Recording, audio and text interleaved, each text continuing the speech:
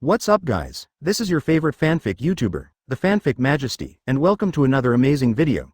You can follow me on Patreon for exclusive stories. 17 Pi Chapter 411 The World's First Tight-Breathing Man. From Jin's arrival to Jin's death, it didn't affect the battlefield, Sorata, or Marine. Because everyone knows that as long as this guy appears in front of Sorata, his life has actually entered the countdown. Sure enough, as Marine expected, Sorata easily killed Jin with only 2 moves. It's as simple as crushing an ant to death. Jin, who offered a bounty of 1.39 billion berry, died. To be honest, if it was before, Marine would still be surprised and shocked, but now, they take it for granted. After all, there was 4 emperors lying on the ground, and a reward of 4.6111 billion berry was on the ground. There was no 4 emperors Kaido that Jin and his ilk could compare to. It's really scary. Kizaru once again spoke out the hearts of the many Marines behind him. At this time, no one doubted Sorata's strength anymore. After all, they saw it with their own eyes. They saw that Sorata easily cut off Kaido's arms, easily cut off Kaido's neck, and easily killed the Kaido with that weird black blade. Kaido, known as the strongest creature in the sea, land and air. Marine. At this moment, a white figure silently appeared in front of the Marine camp, suspended in the air. His appearance was like the center of the universe, instantly attracting the attention of all Marines. Except for Garp and Kizaru, all the Marines held weapons in both hands and were full of vigilance the first time they saw this figure. Silver hair. Garp raised his head, stared at Sorata and asked calmly, "What are you doing here? Isn't this seeing you old friends? Come over and say hello." Sorata chuckled, turned to look at Kizaru who was not lazy, but serious, and said with a smile, "Long time no see, Uncle Pikachu." As he spoke, he took a step forward and appeared next to Kizaru in an instant. Kizaru kept staring at Sorata, and when he saw Sorata disappearing, he subconsciously backed away, and his body became elemental at this moment. "Well, why are you so serious?" Sorata held out her hand, hovering awkwardly in the air.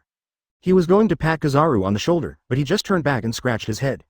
Sorata looked at Kizaru who was recondensing his body, and pouted. "I said, Uncle Pikachu, we are old friends after all, that's how you treat old friends. To be honest, I feel a little heartbroken." Having said that, he still clutched his chest, pretending to be full of heartache. Kizaru looked at Sorata, the corners of his mouth twitched, and he complained in his heart. "Who is your old friend? You say that, how can I hang out in the Marine? How can I hang out in the world government? How can I get promoted and raise my salary? Okay, kid, this is the end of the joke, talk about it, what do you want to do here?" Garp stepped forward, stared at Sorata, and spoke seriously. Advertisement this brat in front of him is the guy who can kill the 4 emperors. It is impossible for everyone to take him lightly, including him.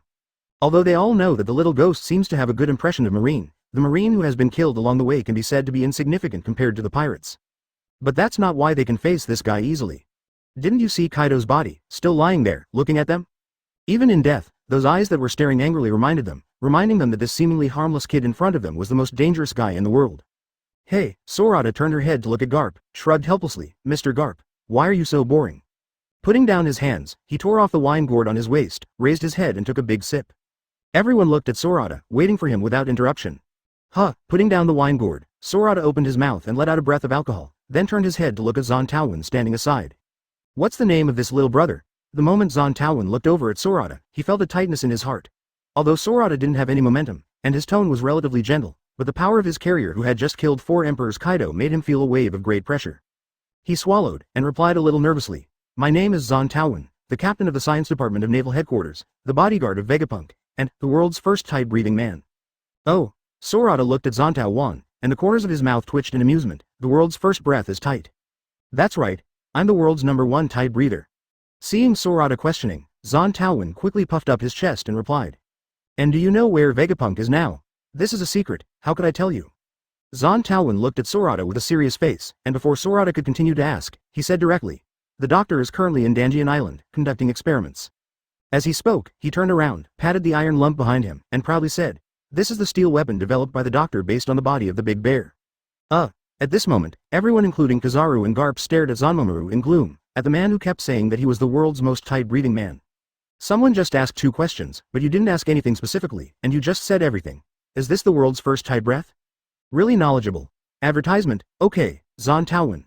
Seeing that Zantomaru still wanted to talk, Kizaru quickly interrupted Zantomaru, then stared at Sorata seriously, and asked, "Little devil, what do you want to know about Dr. Vegapunk? What are you doing?" Sorata looked back at Zon Taowen and the iron lump behind Zon Taowen. That iron lump has already formed the rudiment of pacifism a year later. If you think about it, it is the test product of a real pacifist. From this point of view, Vegapunk should now be able to create serifs that are more powerful than pacifism. I just don't know whether it is already being cultivated or not. After all, this thing was cultivated by blood factors, not iron bumps like pacifists. Thinking of Seraphim, he thought of the Lunaria clan, and Jin who had just been beheaded by him. Because the Seraphim is a special life form made of the Lunaria blood factor clone. Not only does it have all the functions of a pacifist, but it also has the characteristics of the Lunaria family setting fire, and it also has the characteristics of 7 warlords of the sea. It is a special weapon specially made by Vegapunk to replace Shichibukai by the world government.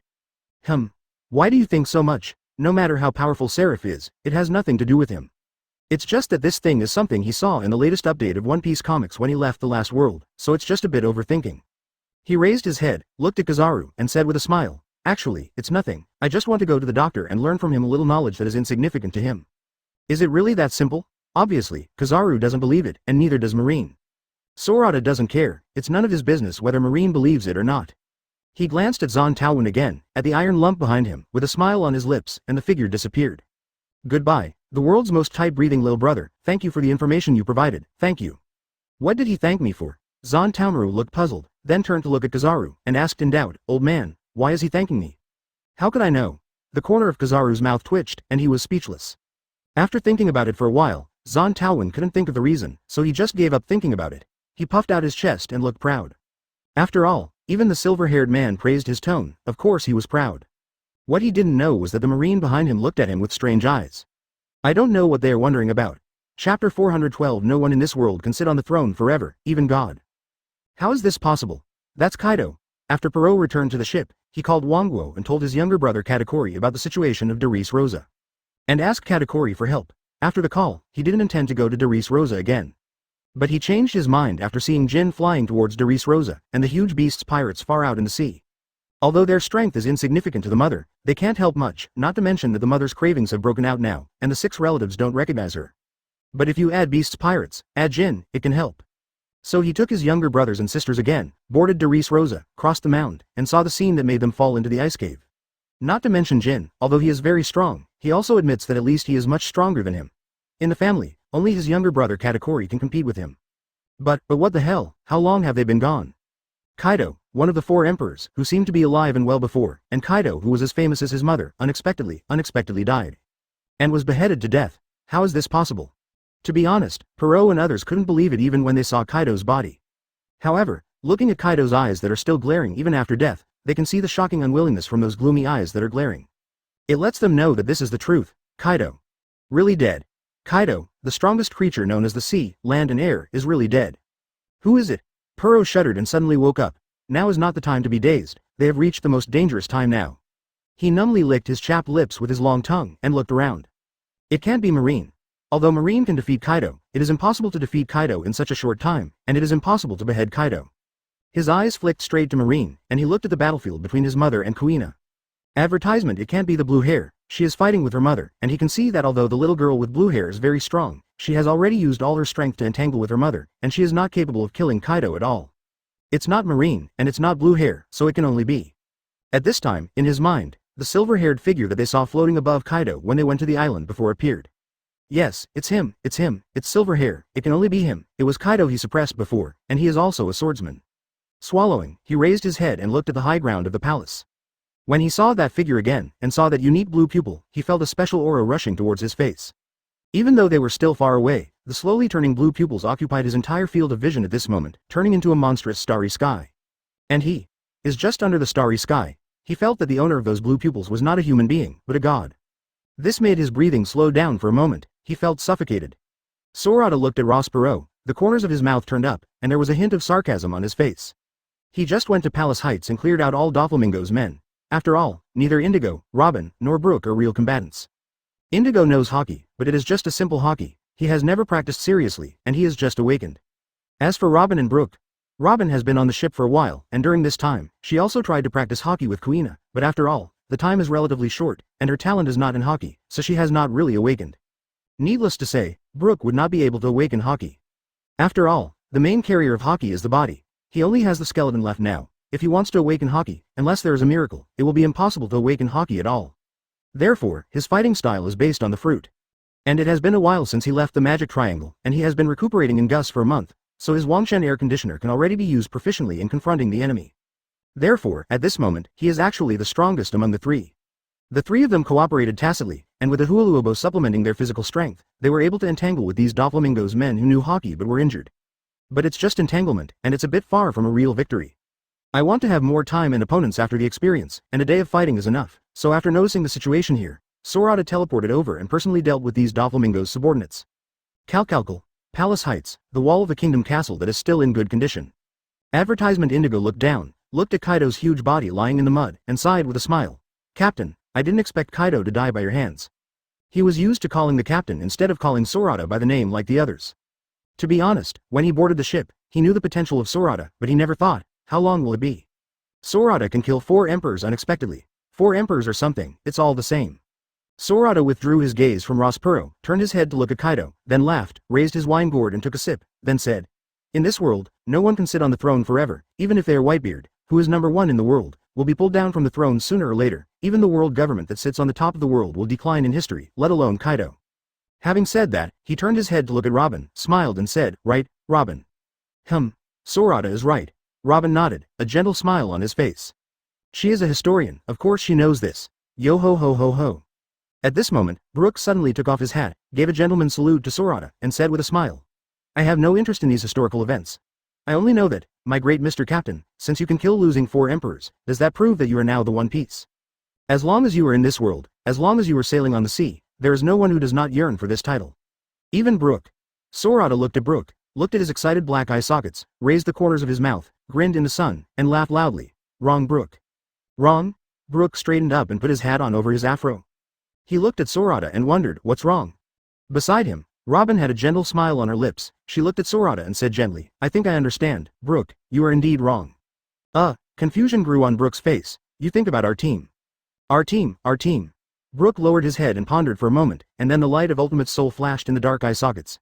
He raised his head suddenly, looked at Robin, looked at Indigo, and then looked at Sorata who was smiling, and said excitedly. It's the Adventure King, it's the Adventure King. Ha ha ha. Sorata laughed and nodded heavily at the three of them. Yes, he is the Adventure King. Chapter 413 Yo, where do you want to go at this time? The Adventure King and so on are just playing around with Sorata and the others right now. After all, this world is the world of One Piece, not the world of Adventure King. In the world's general cognition, the person who conquers the sea must be the One Piece, and he can only be the One Piece, not the Adventure King. Therefore, at this time, they can only think about it in their hearts. However, Sorata believes that as long as he reaches the final island and becomes the real One Piece King, he will push him over and say that he is the Adventure King, and he will have solved IM and the world government by then. With the help of the Revolutionary Army, Marine, and the World Economic News Agency, the Adventurers Guild will surely spread across the entire sea soon. At that time, whether he is the One Piece or the Adventure King is not a matter of his words. Okay, you can also call him the last big boss in the arena. Wrong, it should be the last One Piece in the sea. Ha ha ha, pull away, look back to Darius Rosa. After Sorata looked away, Rospero obviously felt the pressure in his soul lighten, which made him break free from the strange starry void. Bending down, Puro opened his mouth, breathing in the air greedily. At this time, he was like a fish leaving the water, and was put back into the water again. The body's desire for air was like a fish for water. Rospero, big brother, what's wrong with you? Charlotte Armand took a step forward, reaching out to support Rospero with a pale face. Her face was full of concern and panic. Kaido is dead, Jin is dead, and mother is sick now, what should they do? Her mother was the pinnacle of the world when she was born, so in her life, she really hadn't encountered such a situation today, which made her a bit out of control for a while. If something happened to Pei Rospero big brother at this time, then she and the younger siblings behind her might collapse. I'm fine. Pei Ross stood up straight, not daring to look at the high ground of the palace. It was too scary. From such a distance, just looking at his eyes made him almost suffocate. Although it was because of his unstable mood after seeing Kaido's corpse that he was so easily suppressed by the eyes of the silver-haired kid. But after such a long distance, without doing anything, he can be pulled into that weird space, and he can know how scary that kid is. Advertisement. So at this moment, he no longer dared to look at Sorata easily, especially his blue pupils.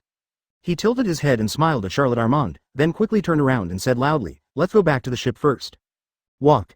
The younger brothers and sisters glanced at Rospero, then at Kaido's body, then turned around quickly with pale faces, and ran towards the shore. This is the second time they have evacuated Darius Rosa. The first time was when my mother had an outbreak of food cravings. They knew the horror of food cravings, and they just avoided the edge temporarily. But this second time, he really ran away and was really scared. Hey, where do you want to go at this time? Phew. Stopping quickly, everyone looked at in horror. Looking at the silver-haired figure that suddenly appeared in front of them, suspended in front of them, without any momentum, but in their eyes, it quickly replaced the world and filled their entire vision. The figure turned around, suspended in the air so tightly, without using any force, just suspended in the air, just like a real god. The figure raised his head, his blue pupils showed no emotion, and on his handsome face, there was a teasing smile that seemed to be absent, which made everyone's breathing slow down. Puro Rospero could guess who killed Kaido, and of course they did. After all, there are only a few strong people on the island, not to mention that they have seen Silver Hair suppress Kaido before. Throats swelled, and everyone swallowed frantically. Even if they are the Big O pirates who dominate the New World, even if they are the children of Charlotte Linlin, one of the 4 emperors, they still feel as if they have fallen into an ice cave at the moment.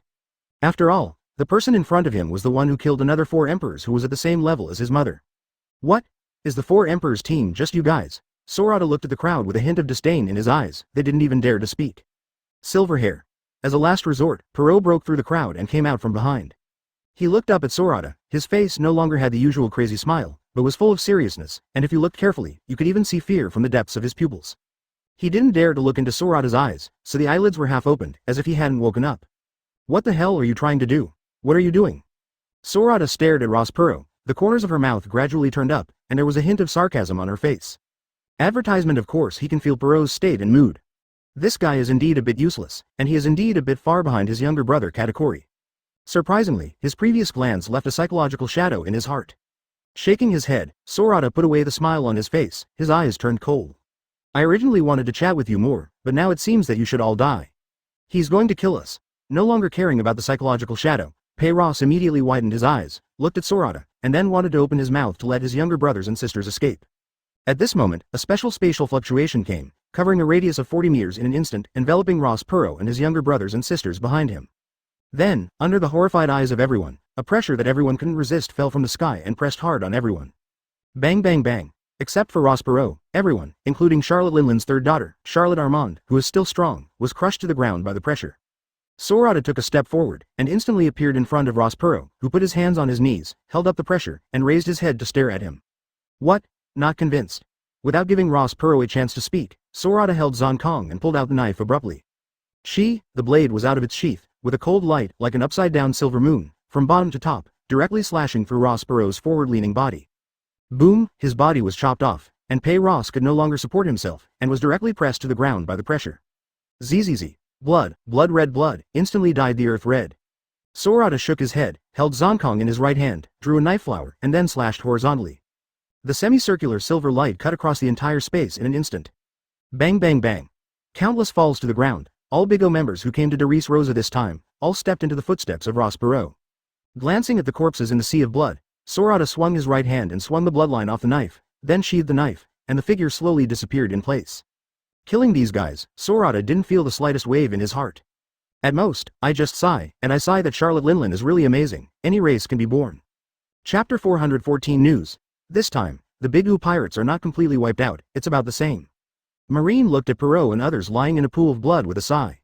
In the past, when Marine was in New World, when they saw the 4 Emperors pirate ship, they usually retreated. Even if they could win, they usually retreated. Because the New World is the territory of the 4 Emperors, and their Marines generally will not break this balance for the sake of stability. So for the 4 Emperors group, even if Marine meets them, they will basically not go up to arrest them. But now, the 4 Emperors group, which caused them headaches, was like an ant in front of Silver Hair. Killing it was as easy as crushing an ant. This made them feel a little dazed for a while. Palace Heights. Morgans and Firebird are still in a trance until now. The two were shaking with excitement. Things are too exciting today. First came Charlotte Linlin. Kuina showed that she was no less powerful than Admiral, and even with one move, she could completely wipe out the entire Doris Rosa's attack, directly knocking out Charlotte Linlin. Then Charlotte Linlin's cravings broke out, and Kuina went up to fight Charlotte Linlin again. However, before their excitement was over, something even more exciting happened. Sorata killed Kaido with 2 swords in the form of a crush, showing a power they couldn't understand at all. This made them feel as if they were falling into the clouds, and they were so excited that they almost went to heaven. For journalists, such exclusive news makes them almost faint with happiness. As for Jin after that, and the life and death of Rospero and others, it is a bit insignificant compared to Kaido. Ooh. At this moment, a black and white seagull, wearing a hat, with a small red bag around its neck and a newspaper bag on its back, crossed the sky and appeared over Doris Rosa. It first looked at the battlefield where Charlotte Linlin and Kuina were fighting with fear, and then quickly looked away. When it saw Morgans, its eyes lit up, and then it headed down and quickly fell towards the high ground of the palace. Ooh. The call of the newspaper bird woke up Firebird and Morgans. President, it's a newspaper delivery bird. It must be yesterday's news. Advertisement. Oh. Quickly take a copy and let me have a look. The newspaper delivery bird flew over, saluted the two first, then took out a newspaper from behind and handed it to Morgans, then saluted the two again, then opened its mouth and yelled loudly twice. Ooh! Give money! Morgans took a deep look at the paper delivering bird, silently took out a coin from his pocket, and threw it to the newspaper delivering bird. Even if he is the president of the newspaper office, he still has to give money to buy newspapers outside. This is a rule, and even he has to abide by it. After receiving the coin, the newspaper delivery bird nodded in satisfaction, then turned around, flapped its wings, quickly soared into the sky, and disappeared into the sky. Open the newspaper. Sure enough, it is the news they wrote yesterday. I believe this news should have spread all over the sea by now. President, keep up the good work. Today's news, I believe, will completely shock the whole sea and the whole world. Firebird held up the camera and looked at Morgans, blushing with excitement. Yesterday's news was an appetizer, but today's news is the big news that completely shocked the whole world. Thinking that such news would come from him and the president, he trembled with excitement. Well, it is true that we can write news again. Morgans put down the paper and nodded. He looked at the battlefield below and sighed. Hey. What's wrong, President? Firebird was a little baffled by Morgan's sigh. Such a big news all came from their World Economic News Agency. This will be the pinnacle of their lives. What's the point of sighing? Nothing. Morgans shook his head and said regretfully. I'm just a little sorry. I knew we should have brought a super phone bug here, so that we could broadcast the battle here to the whole world, and then we would create another history. Firebird squinted at Morgans and complained in his heart. That's not enough.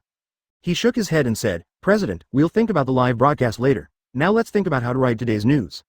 Okay.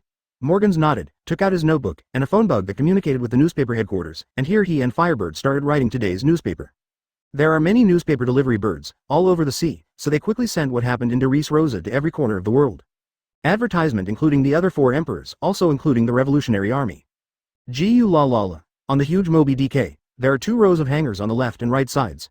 Whitebeard, who is infusing, is holding the newspaper with both hands and laughing. Daddy, shall we go and have a look? Next to Whitebeard, stood Marco the Pineapple Head and Ace the Firefist. Ace leaned forward, looking at the news in the newspaper, looking ready to move. Forget it, they beat them, and it has nothing to do with us. Whitebeard threw away the newspaper and leaned back to make himself more comfortable. He turned his head, looked in the direction of Doris Rosa, and sighed. I just didn't expect that little brat, who has only been in New World for a month, to come up with something like this. Big thing. Yes. Marco also sighed. According to the news from his big fleet, the Big O pirates also went to Doris Rosa. We all know the relationship between Charlotte Linlin and Kaido. They might join forces together. Are you really not going to see it? Linlin and Kaido? Whitebeard withdrew his gaze, rubbed his chin on his body, put his hand down after thinking for a moment, and said, Forget it. Let's not go to watch this excitement. If we also go there, New World will really be in chaos. Gu la la la. Yeah, that's right. Marco nodded, agreeing with Whitebeard. New World, unknown sea, on an uninhabited island. This brat. The redhead sat casually on a tree trunk, with a bonfire in front of him and a barbecue on the bonfire. He didn't eat meat or drink alcohol at this time, but looked at the newspaper in his hand seriously. What's wrong? Shanks. Beside him, Ben Beckman, cigarette dangling from his mouth, sat down next to Shanks and asked him. No. See for yourself. Shanks handed the newspaper to Ben Beckman to read for himself. Today's news? Exactly, I haven't watched it yet. Casually wiping the grease from his hands on his clothes, Ben Beckman took the newspaper and read it carefully. Chapter 415. It's time to add more burden. Okay. In the slightly dim woods, the sun shines through the gaps in the trees, bustling with light like broken gold, shining on the newspaper in Ben Beckman's hand, allowing him to easily read the contents of the newspaper. The more you look at him, the more solemn his expression becomes, and the more you look at him, the more serious his expression becomes. Putting down the newspaper, he tilted his head to look at Shanks and said, Shanks, are we going there? Such matters, only the Captain Shanks can decide. Silverhair's strength, being able to retreat safely in the hands of Kizaru and Garp in the Saboti Archipelago incident a month ago, can already explain a lot of problems. Moreover, the most important thing is that the world government and marine, it's been a month, and they haven't heard anything from the silver-haired gang. Based on their knowledge of the world government, it is obvious that this is impossible. If there is an explanation, there is only one. That is the world government and marine. There is nothing to do with the silver-haired gang. There was only this answer, even if it was outrageous, it was the only answer they could think of. Therefore, Silverhair's strength should have reached the level of Shanks and the others, and only in this way, the world government will remain indifferent to the death of celestial dragons. Now Silverhair is fighting Kaido, plus the Big O pirate group that is rushing to Doris Rosa. Nadris Rosa. They didn't know why Big O went to Doris Rosa before, but now they vaguely guessed it in their hearts. Probably because of that brat with silver hair. As for the specific reason, it is beyond their knowledge.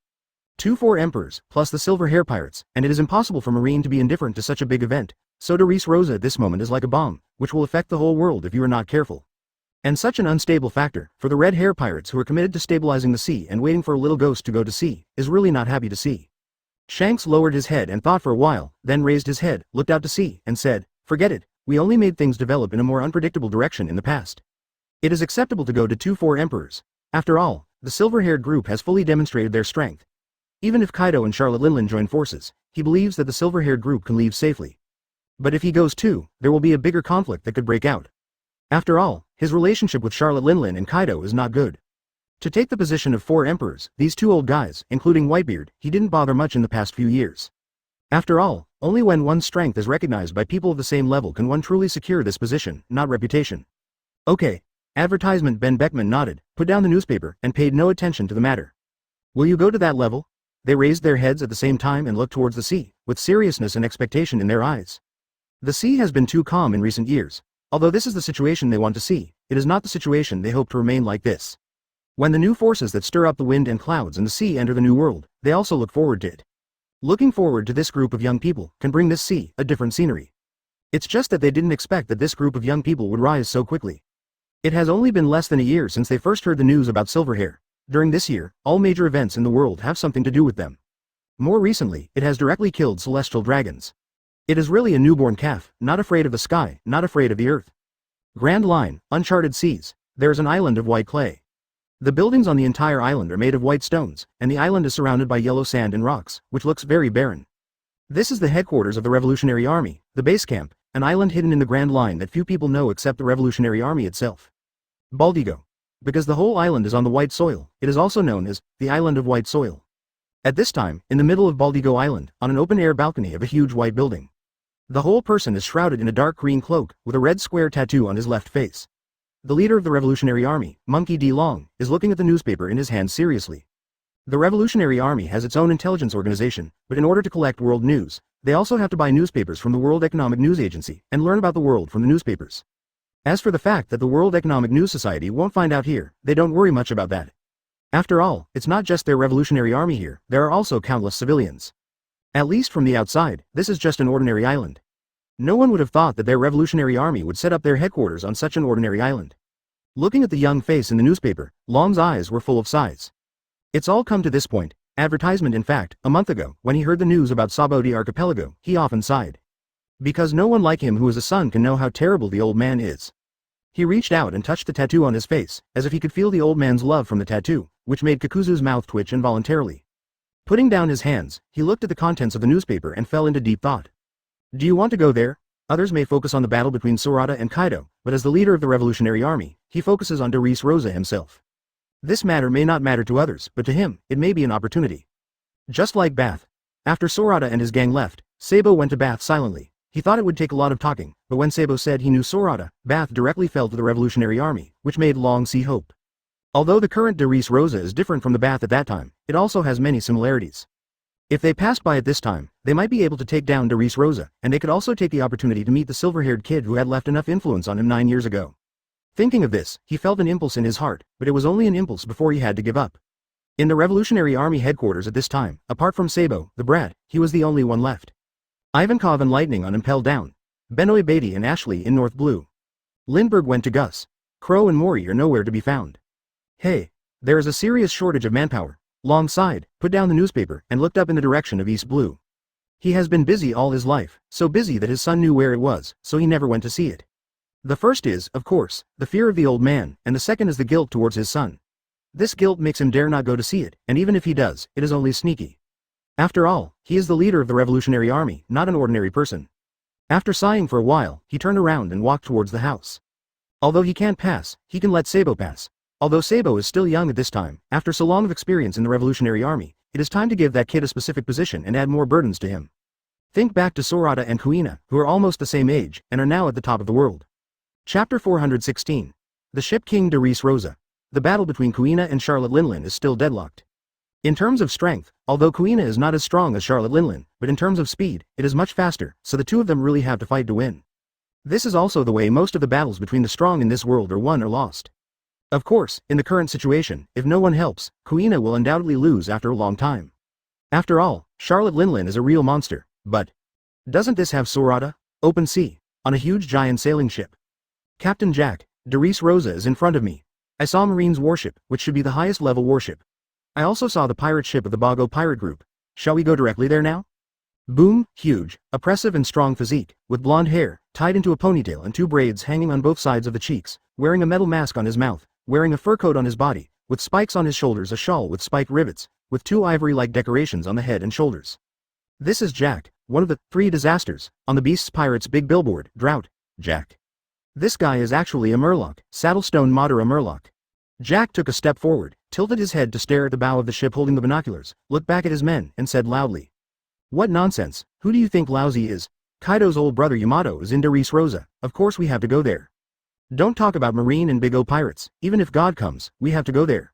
Quickly, bring the boat over to me." "Yes, Captain Jack." The little boy with the binoculars hurriedly retreated to the middle of the boat, nodding and bowing, and then loudly instructed the boys to drive faster. "Captain Jack, there seems to be a person on the sea ahead." "No, he's here."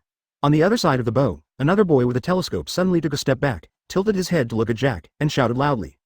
"People?" There was a trace of doubt in Jack's eyes, and then he raised his head to look at the sea. No, he looked left and right, but there was nothing on the sea. Right. The younger brother with the binoculars pointed to the right side of the ship with a look of horror. Okay. Jack looked in the direction of the younger brother's finger, and saw a silver-haired kid sitting on the railing on the right side of the bow. At this time, the silver-haired kid was drinking a wine gourd while looking at him with interest. And his distinctive blue pupils made Jack recognize who this kid was at a glance. Silver hair. Advertisement. If he remembers correctly, Kaido boss Lado Reese Rosa is here to find this guy. Brother Jin also went to Doris Rosa, so what is this guy doing here now? Run away. Jack's eyes lit up. It must be escaping. This little devil should not be able to defeat the Kaido boss, so he ran away and landed on his boat. This is all right, the opportunity to make meritorious service has come. Thinking of this, Jack raised his head and roared, raised his hands, pulled off the huge ivory on his shoulders, and pulled out 2 huge weapons in the shape of a straight knife on the lower body and a sickle on the upper body. Little ghost, since you have escaped to me, you are at the end of the road, so you should be obedient and catch him. Ha ha ha ha ha ha. When Jack was in action, many pirates rushed out from the cabin. These pirates also raised their weapons and pointed their guns at Sorata, their faces full of cruelty. Okay. Sorata stopped drinking, then turned her head and stared at the excited shipwreck with a puzzled expression. He was a little baffled. Escape, what is he running away from? This guy thinks I'm running away now. That's right. In his perception, I definitely can't be Kaido's opponent. It's understandable for me to run away. But even if I run away from Kaido, can't you see that I'm unscathed? Sorata complained loudly in her heart. And I can fight Kaido and escape unscathed, is that something you can handle? At this moment, Jack couldn't wait any longer. He raised his huge sickle-shaped weapon, stepped on the deck with both feet, and rushed straight towards Sorata. This guy has a particularly irritable personality. Since he has identified Sorata as an enemy, in his eyes, he should use force to tear him apart completely. Rushing in front of Sorata, Jack stared at the little one in front of him, his eyes glaring. Veins appeared on the arm holding the sickle, and it swelled in a circle, and then the dark armament hockey wrapped around the sickle in an instant, and then slashed at Sorata fiercely. Go to hell, brat. He is irritable and reckless, but that doesn't mean he's stupid. For nearly a year, he has often seen this kid in newspapers, and he also heard Kaido boss mention how powerful this kid is. So he didn't treat Sorata as an ordinary pirate, and he used all his strength when he started. Sorata looked up and stared at Jack, a strange gleam in her eyes. This guy doesn't seem to be as brainless as he thought. At least he knew that facing him, he had to use all his strength. But that's not enough. Sorata withdrew her gaze, raised her head to drink, and directly ignored Jack's slash. Advertisement. Boom. The huge sickle, half a meter in front of Sorata, seemed to have been cut on an indestructible wall of space, unable to move forward at all. Although this guy is also very strong, he has not reached the level of Admiral. So Sorata didn't even bother to move his hands against this guy, and directly used the domain to block his slash. So strong. Jack stared at Sorata, who was drinking leisurely. His pupils shrank suddenly. Then he raised the scythe, his arms turned brown like a stone, and his head turned into a huge brown elephant's head. This made his whole body swell up. He was already very tall, but this time he turned into a human beast shape, and became a real titan. This guy is the demon fruit power of Zone Elephant Fruit, ancient species mammoth form. It can transform into an ancient giant mammoth with extremely powerful brute force. He looked down at Sorata, the arm that had turned into an elephant leg, tightly holding the sickle, then with blood-red eyes, he slashed at Sorata fiercely. Go to hell, brat. Boom, the powerful slash hit Sorata fiercely, and a powerful shockwave erupted. And that huge force seemed to act in the space, causing the bow of the ship to sink a little bit. Ka. In front of Sorata, under Jack's excited eyes, the space revealed a spider web of cracks. Sure enough, it is impossible to be absolutely defensive. At this moment Jack was more excited and worked harder. Okay, I won't play with you anymore. Just when the space was about to shatter, Sorata's figure disappeared straight away and appeared in front of Jack's head.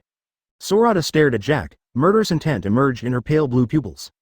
Then he didn't talk nonsense with Jack, and drew his knife straight away. The cold knife light cut a semicircle in the air. Then the silver-white slash turned into a crescent moon and slashed straight across Jack's neck. Puff! The huge head soared into the sky. Without any hindrance or resistance, Jack, one of the three disasters, was directly separated from his body. Boom! The huge head landed on the deck with a muffled sound. On the back, the eyes that had been staring angrily until death seemed to be filled with disbelief and unwillingness to die. This moment, on the giant ship, there was no sound. Chapter 417 Jack's death did not stir up any waves in the sea. It's like he never came to Doris Rosa at all. After killing Jack, Sorata didn't stop, and directly used the space domain to bury Jack's ship, including the pirates on board, into the sea. The sea. Sorata was suspended in the air, looking down, looking at the countless pirates who were sinking into the sea with the ship, without any emotional fluctuations in her eyes. Whether it was screaming, crying, or cursing, he pretended not to hear them all. This world is very cruel. It can be said that people eat people. As long as you are strong, you can do whatever you want. And Jack, a ship of pirates, is a typical representative of doing whatever he wants. The evil these guys have done cannot be expressed clearly in words. So go to the abyss of the sea, slowly, slowly repent. After a while, there was no more human voice here. And the sea surface, which was the same as the washing machine, gradually stopped spinning and gradually returned to calm. Of course, in the sky, Sorata's figure also disappeared with the wind like a floating bubble, as if he had never been here. One day later, through the powerful dissemination capabilities of the World Economic News, the news of Doris Rosa has spread all over the world. Of course, this time the protagonist is not Doris Rosa itself, nor is it Shichibukai, but the shocking, huge corpse lying on the dirt. 4 Emperors Kaido. Even in death, the huge body that still carried a sense of oppression made the whole world shut up at this moment. No one could have imagined that Kaido, who went to Doris Rosa just yesterday, would die a day later. Still beheaded to death. This is a joke. Countless pirates, holding the newspaper with trembling hands, read the contents of the newspaper over and over again, their faces full of disbelief. Who is Kaido? That is one of the 4 emperors who truly stand at the top of the world, King Landing New World. Died so easily, died in the hands of a rookie who had only been in the New World for more than a month, and died in the hands of a newcomer. How could these old pirates believe it? But no matter how much you don't believe it, it's useless. This newspaper comes from the World Economic News Agency, and the photos are clearly listed on it, high-definition photos. They could even see the unwillingness in the eyes on Kaido's head. Advertisement, whether it is the World Economic News, the world's largest newspaper, or the high-definition photos on this newspaper, they are reminding the whole world, that this is the truth. Kaido. Really dead. Boom! After a short period of silence, it was as if a bomb had been thrown into this pool of water in the world. The calm pool was completely disturbed by this news, and it even stirred up monstrous waves. Everyone's not talking about anything else this day, but talking about Kaido, talking about Charlotte Linlin. Because Doris Rosa not only has Kaido, but also another 4 emperors, Charlotte Linlin. Judging from Sorata's ability to kill Kaido, it is obvious that Charlotte Linlin is also very likely to be inseparable from Doris Rosa. After all, there is also a blue-haired Kuina. This. 4 emperors must die at once. At this moment, the unambitious pirates quickly hid in remote sea areas as if they sensed the approaching storm. And the ambitious pirates are all gearing up and preparing to do a big job. After all, 4 emperors died, maybe 4 emperors. Then the land vacated after their death will be unclaimed land. As long as they grab it, it will be theirs. Nobody thinks about the silver hair pirates. After all, most of the pirates who entered the New World were very ambitious. They don't think their strength is worse than 4 emperors. As long as you give them power and people, they will be the rising emperors of the sea. At this time, who would think about silver hair? Even Kaido, who killed him. But, so what? Still the same sentence. The most indispensable thing in this world is crazy guys. Moby DK. Whitebeard put down the newspaper and exchanged glances with Marco, both seeing the seriousness in each other's eyes. It's going to be messy. Whitebeard leaned back, grabbed the wine jug on one side, and took a long swig. He wasn't on the fluid at this point, so Marco didn't stop Whitebeard from drinking. Yeah, it's going to be a mess. Advertisement. Marco turned his head to look in the direction of Doris Rosa, with a sigh in his eyes. He never thought that Kaido would die. He is the second in command of the Whitebeard pirates, and that Kaido guy often comes to Whitebeard pirates to fight with Whitebeard, so no one knows Kaido's horror better than him. The strongest creature in the sea, land and air. The sea, because that guy is a UU fruit capable user, as a demon fruit power. Even if he falls into the sea, he will not be drowned by the sea. Lu, it's because that guy is not yet 60 years old, although he doesn't look too young, he is in his prime and at the peak of his life. Maybe that guy is stronger. Air, because that guy can fly and will turn into a flying dragon. And he, the strongest creature in the sea, land and air, was not boasted by himself, but recognized by the world. However, such a powerful Kaido was killed by Silverhair in Doris Rosa. A day earlier, he was still discussing with Papa about the possible exit of Silverhair from Doris Rosa with Kaido and Charlotte Linlin. Unexpectedly, a day later, he was slapped in the face. And they are the four emperors group. Of course they know how many jackals there are in the sea, and they are staring at the position below them. Now that Kaido is dead, maybe Charlotte Linlin will die too.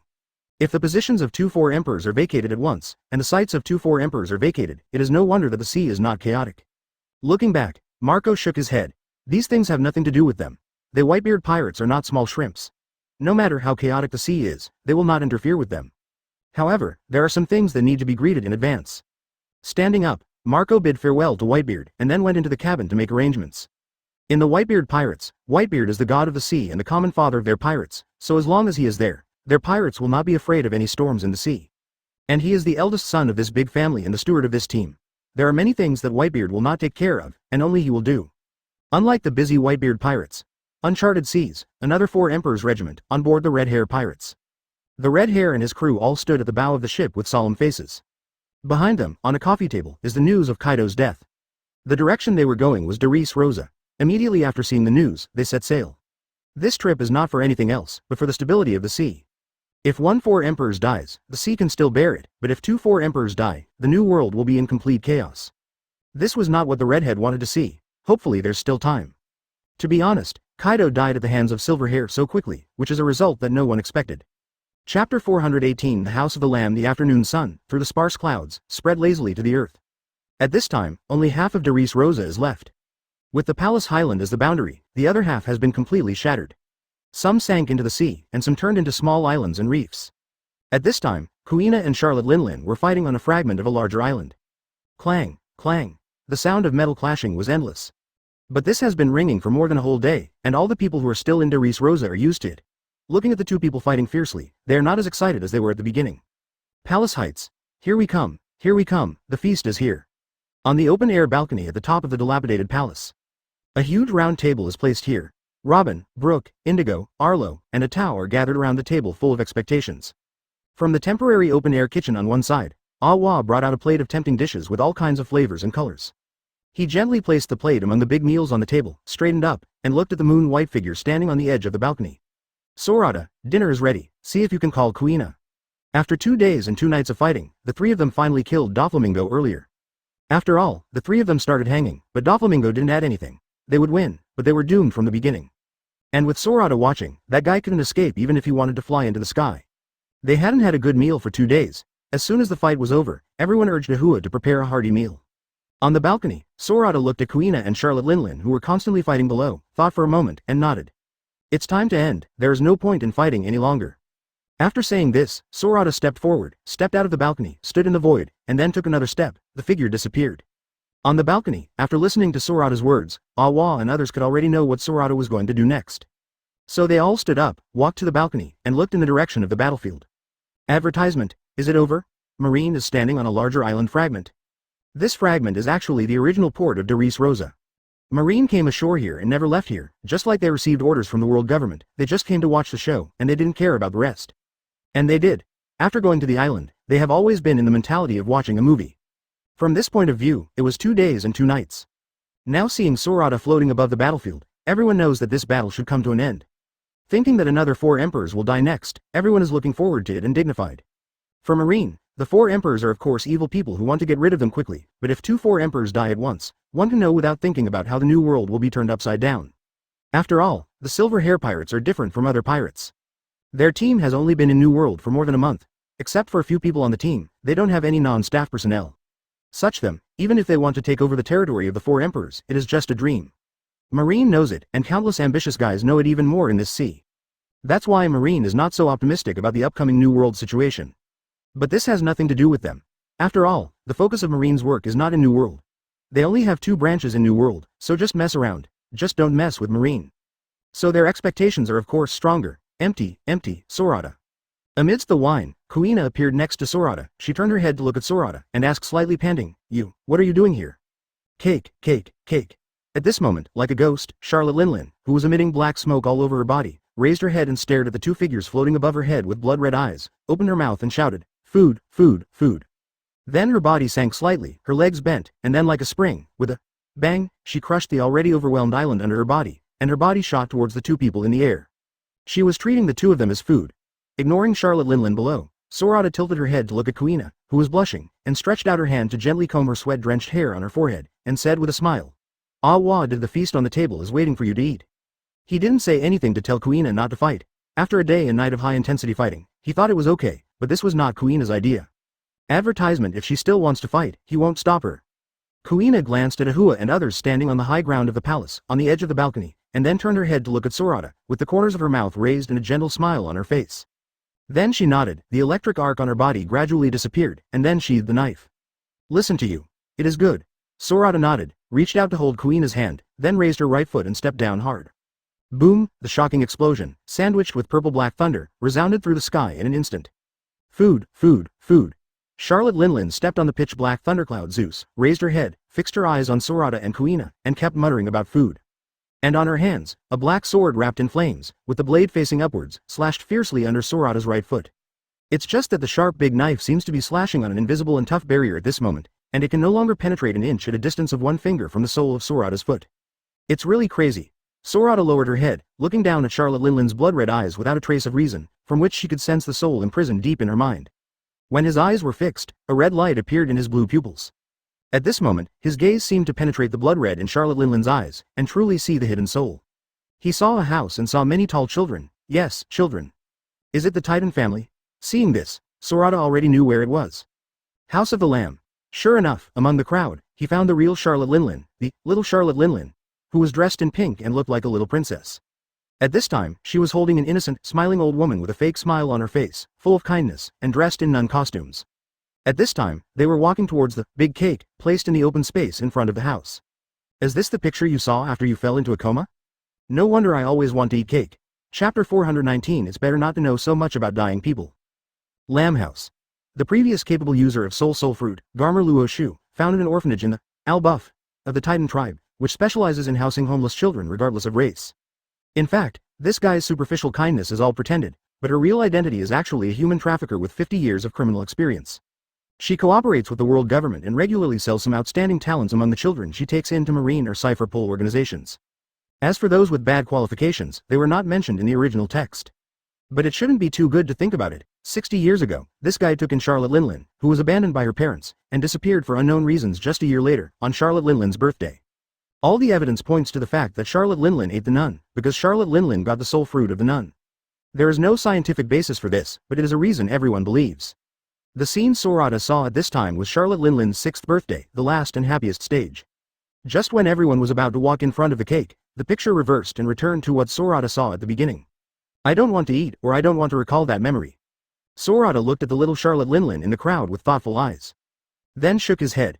Your matter has nothing to do with me. Everyone has unbearable memories. No matter how optimistic people are, there will be sad times. As a human being, I sympathize with your childhood experience, but this is not a reason for you to do evil.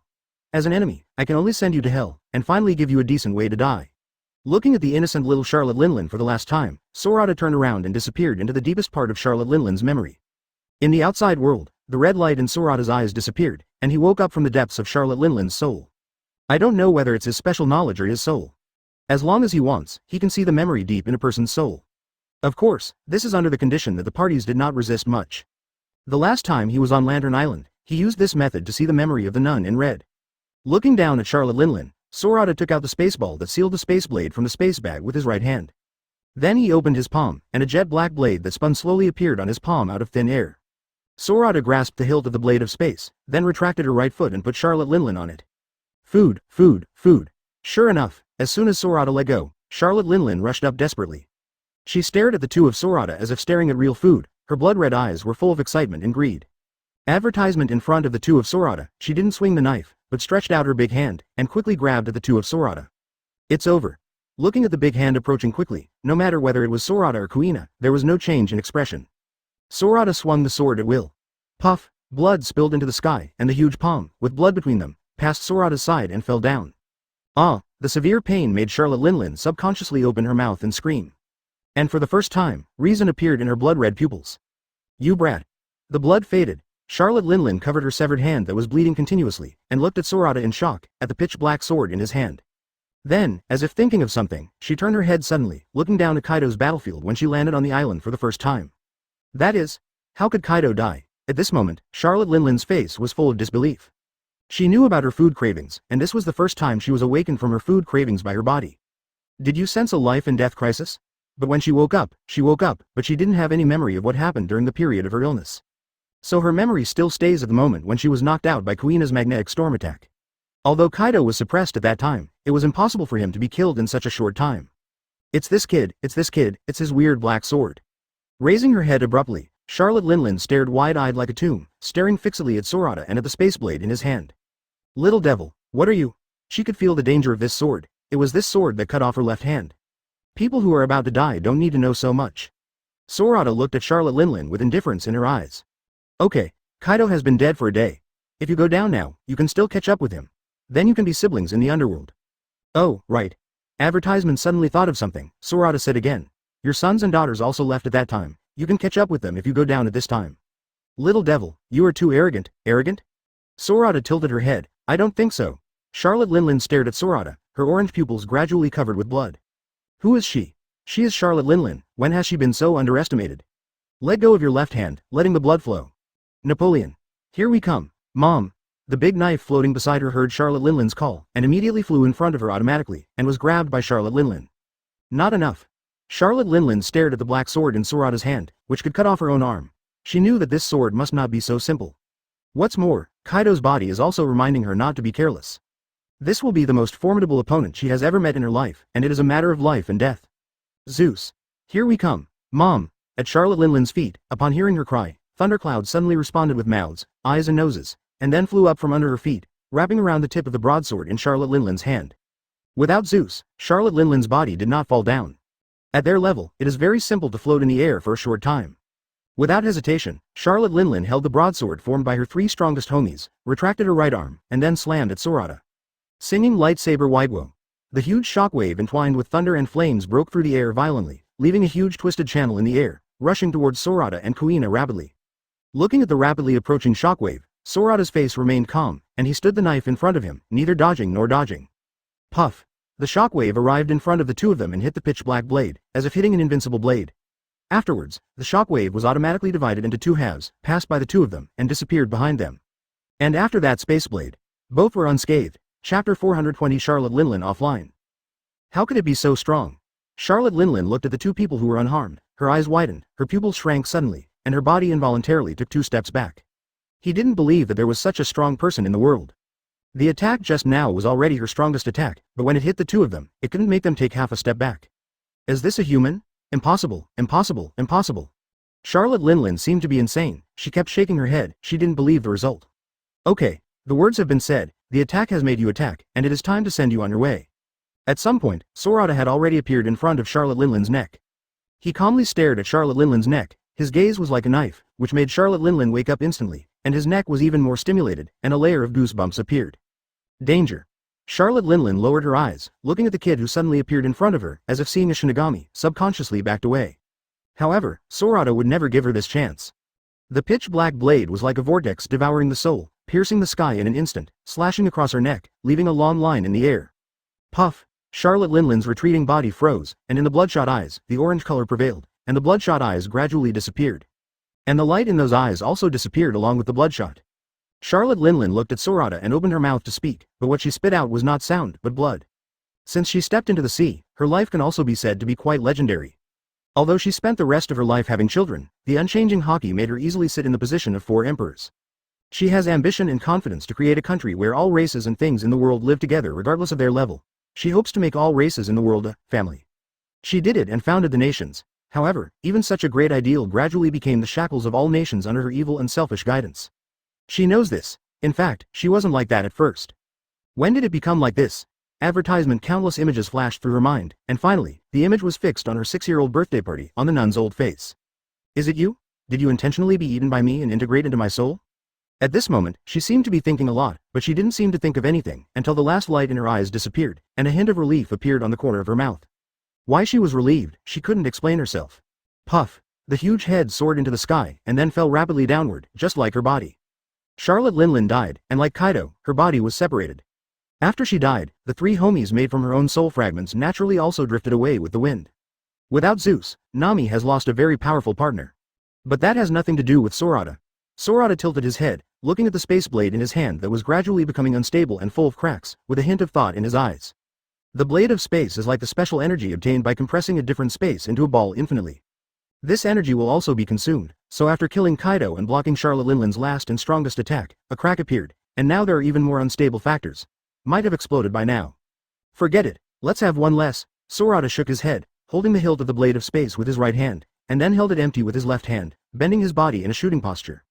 An illusory bow gradually took shape in his left hand, the domain turned into a bow, and the blade of space turned into an arrow. Whoosh! With a release of his right hand, he shot the crumbling space blade towards the sky. The pitch-black blade of space slashed across the sky, as if someone was holding a sharp blade and slashing across the white paper. Wherever the blade of space went, the space was completely torn apart, leaving a black crack that stretched across the sky. What is this Brad doing? Marine, who was originally looking at Charlotte Linlin, had to look at the sky due to the invisible pressure brought by the space blade. As soon as the space blade left Sorata's hand, although it was silent, it swallowed the surrounding space instantly, causing the entire sky to rotate with the space blade and turn into a vortex. This force acts on the minds of creatures, and the instinctive danger makes everyone's hearts sink slightly, as if they are being crushed by a boulder. Everyone looked at the sky, and suddenly their pupils shrank suddenly. Advertisement I saw above the sky, at the end of the black crack, the whole sky suddenly collapsed inward. Maybe it was a moment, or it might be a long time. When the space collapsed to a certain extent, the entire space expanded from the inside to the outside, ultimate expanded, and finally exploded directly. Boom, a violent explosion filled the entire sky in an instant. Ka. Following the explosion, countless hideous cracks that looked like centipedes appeared.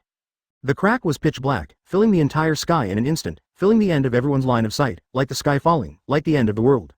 This. The flying squirrel waited for Marine to look at the space crack in the sky. His face turned pale for a moment, and his tone was even more tense than ever before. The crack in space a month ago. Garp was still calm. He looked up at the sky. Although his eyes were full of solemnity, his tone was still relatively calm. Now it seems that the black energy of this kid is far beyond everyone's imagination. If this thing is thrown to the Marine headquarters, to the Holy Land Marijoy. Just thinking about it gave him chills.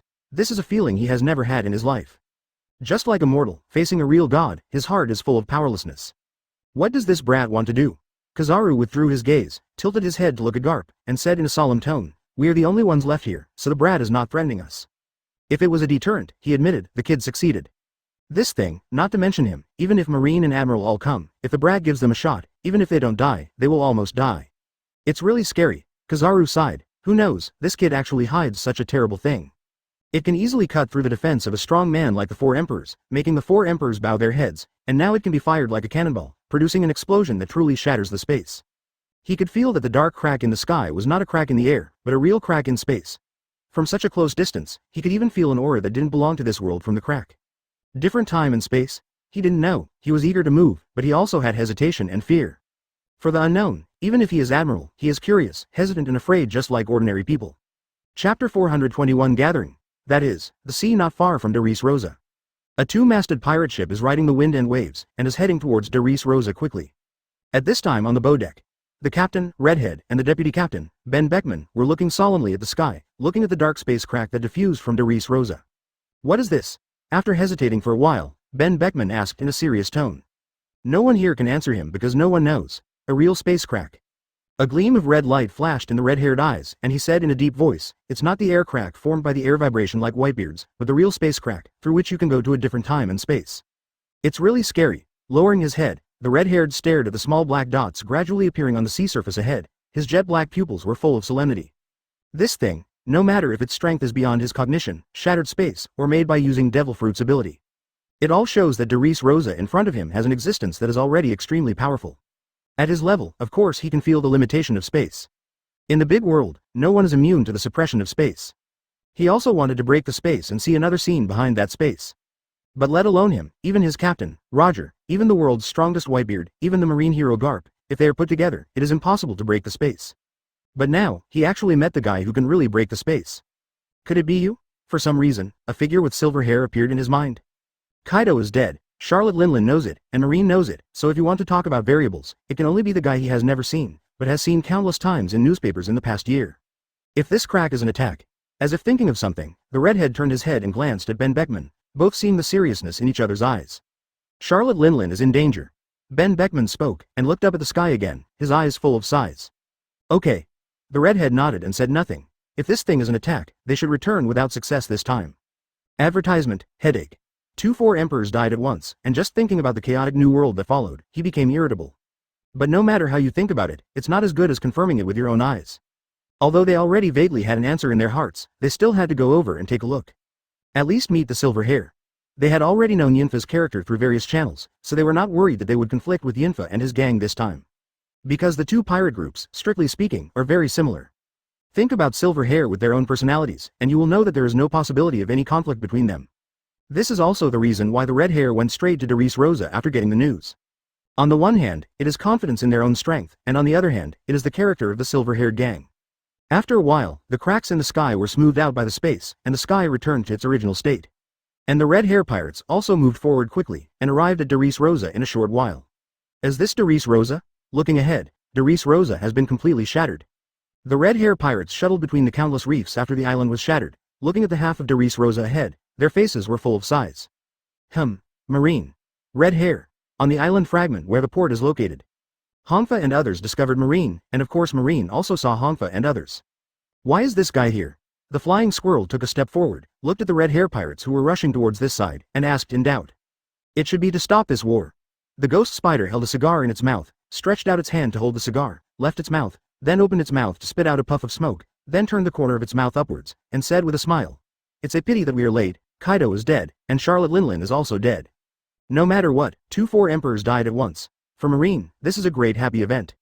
No matter what will happen to New World next, their Marine will sit firmly on the Diaudai. For this, they were very grateful to Silver Hair.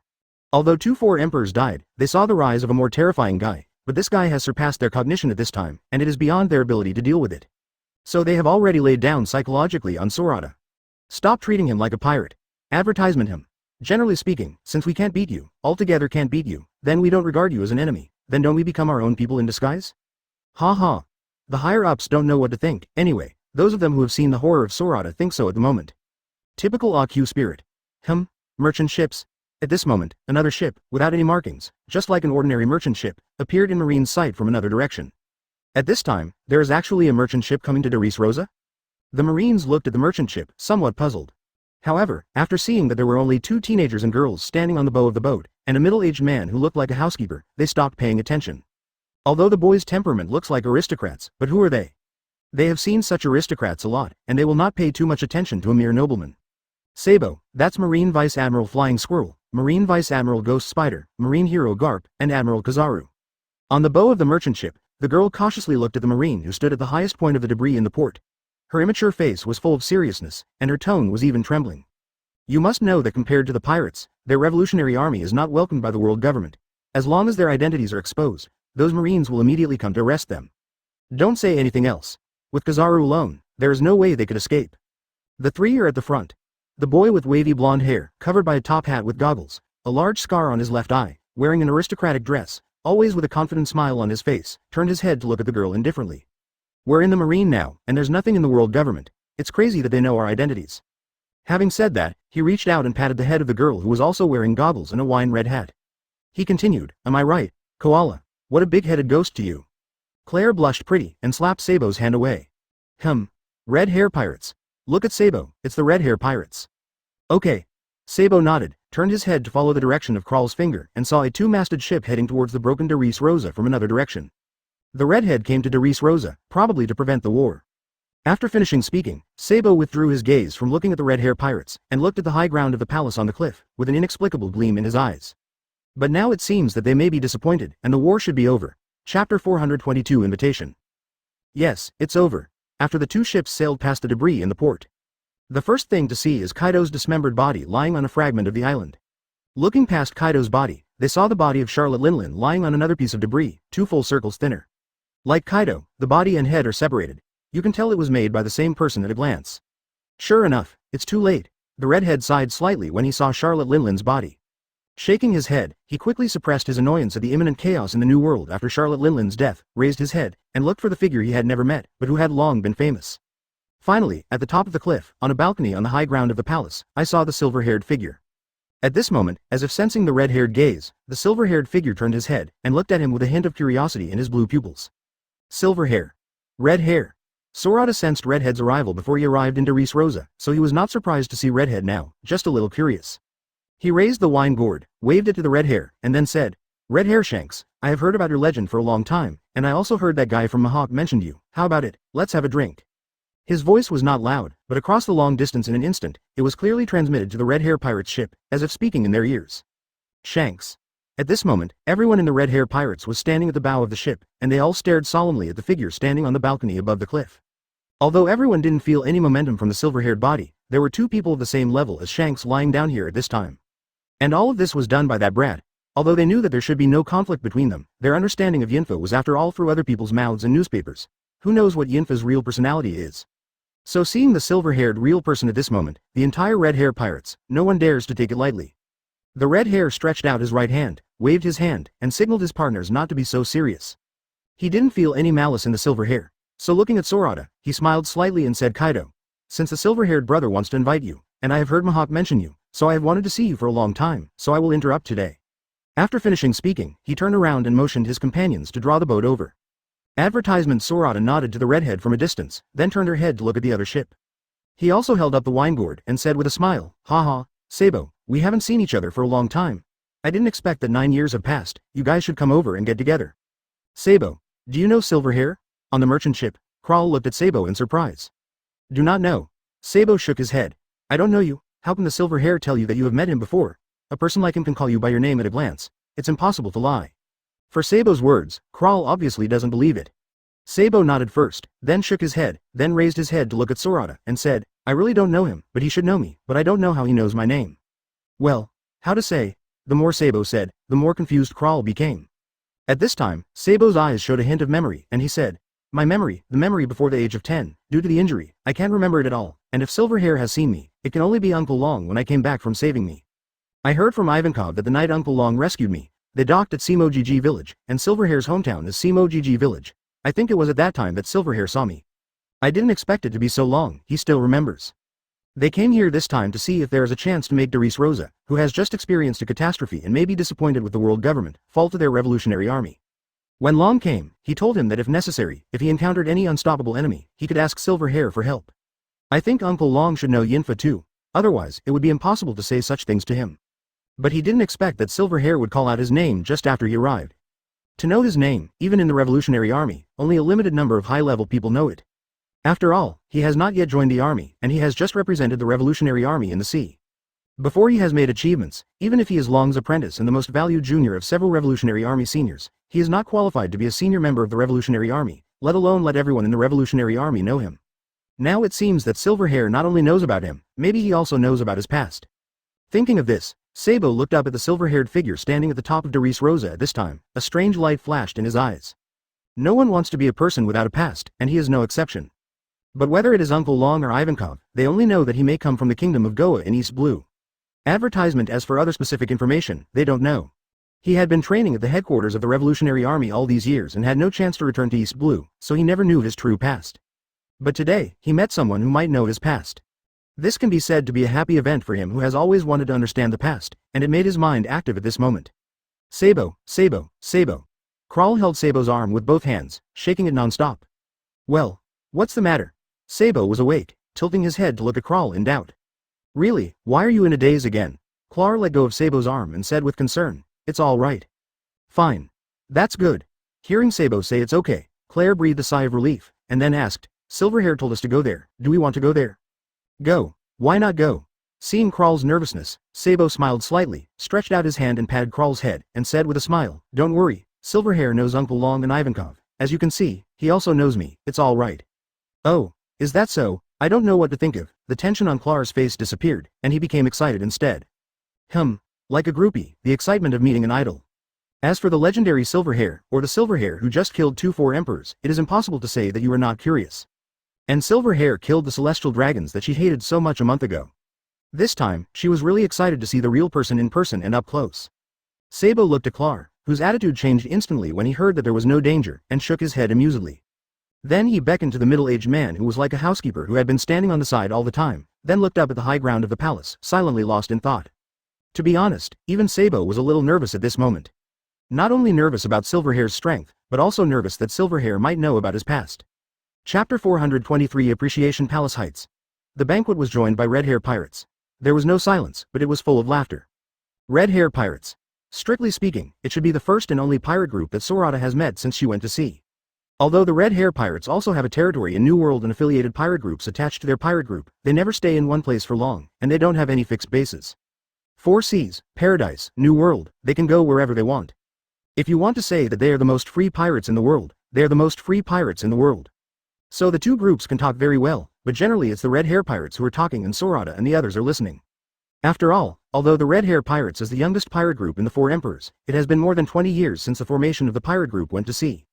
Not to mention that Shanks has traveled to many places with Roger since he was a child. In the past 20 years, with Shanks' personality, he has basically traveled all over the world's seas. So there are a lot of interesting stories, which make Awa and others yearn for it. During the banquet, it was just a banquet. Sorata didn't ask questions outside of the banquet, and neither did Shanks. Seeing that the banquet was relaxed, Sabo and Koala gradually relaxed and blended into the banquet. After all, neither of them is a very preoccupied person, especially Sabo, although he is not as bright as Ace and Luffy, but he is actually a very cheerful person. The banquet lasted a long time. It lasted from noon to sunset. During this period, Marine left and left silently. Their mission has been completed. Since they went to the island, they have not moved a step, and they have firmly carried out the order issued by the world government. Watching the play. For some unknown reason, they didn't go to see King Liku and the others, and didn't disturb anyone. Just like that, they disappeared into the sea without a sound. After Marine left, King Liku and Cyrus saw that Darius Rosa hadn't moved for a long time, so they went back to Darius Rosa to understand the situation. The two felt distressed when they saw the half-destroyed Darius Rosa, but they also knew that this should be the best result, so they didn't have any lumps in their hearts, and they were still very grateful to Sorata and others. Advertisement Sorata told King Liku that the war was over and they could return to Darius Rosa, and told them that there were a lot of gold, silver, jewels and berry in the underground palace under the palace heights. After all, this is Doflamingo's base camp. There is no specific value for the wealth he has collected over the years, but it should be more than enough to restore Darius Rosa. Knowing that Sorata would not take any of Doflamingo's inheritance, but leave it all to Darius Rosa to rebuild their homeland, King Liku and Cyrus knelt down for Sorata on the spot. Strictly speaking, Sorata and others saved Darius Rosa, saved them, and then defeated Doflamingo, Kaido and Charlotte Linlin who attacked Darius Rosa. The legacy left by Doflamingo should also belong to Sorata and others. It's their spoils. But now Sorata wants to use her booty to let them rebuild their homeland, which makes them don't know how to thank them. They can only kneel down to express their gratitude to Sorata. Okay, that's it. As soon as Sorata had a thought, he helped the two people who were so excited that they were crying, and then smiled at them. Although there is a lot of wealth, in our eyes, it's just scrap metal. There are only a few people in our group. Even if we want to spend it, we can't spend it. It's better to leave it to you and let you rebuild your home. Are you right? Sorata raised the wine gourd and looked up to take a big sip, then laughed at King Liku and his face full of gentleness and sincerity. For others, this is a huge fortune, but he doesn't care. Seeing that King Liku was about to kneel down again, Sorata suddenly said, "Okay, are you going to stay and have a banquet with us, or go and pass this good news to the people of Darius Rosa?" King Riku and Cyrus also recovered from their excitement after being told by Sorata. Neither of them are hypocritical people.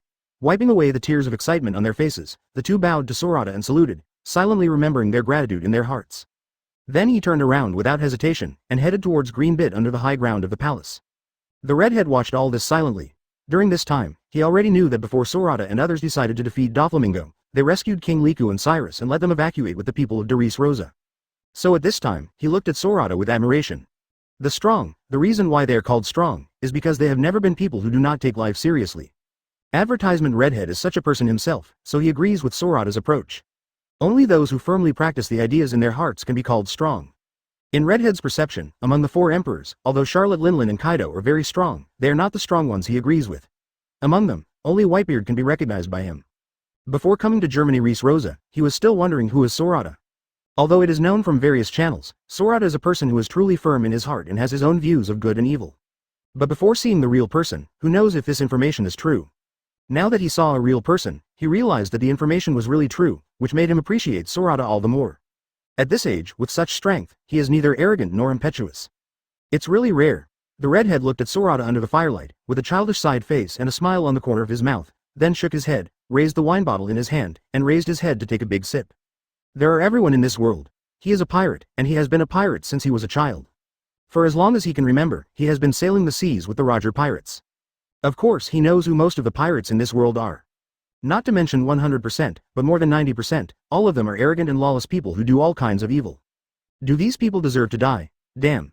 Even if they share the same ideals and ambitions, a person who does not regard life as life and takes pleasure in bullying the weak is not worthy of being called a warrior of the sea. These people, in his opinion, are all people who deserve to die. So when he kills such pirates, he will not have the slightest burden, nor will he show mercy. Therefore, he will not be dissatisfied with Sorata's excessive killing of pirates. Since he went to sea, he has killed more. Chapter 424. This world is sick. What are you looking at me for? Sorata looked at Shanks, seeing him staring at her face, chuckled lightly. Isn't it because I'm handsome that you fell in love with me? Ha ha. Shanks laughed, then raised the wine bottle and touched Sorata's wine gourd. You brat, you dare to make any kind of joke. He raised his head and took a sip of wine, then shook his head and said with a smile. Looking at you, it's like seeing me 20 years ago, also full of youthful vigor, as if the whole world is my own, full of ideals, and work hard for the ideal. At this point, Shanks stopped laughing, then stared at Sorata, and asked in a serious tone. Sorata, can I ask you a question?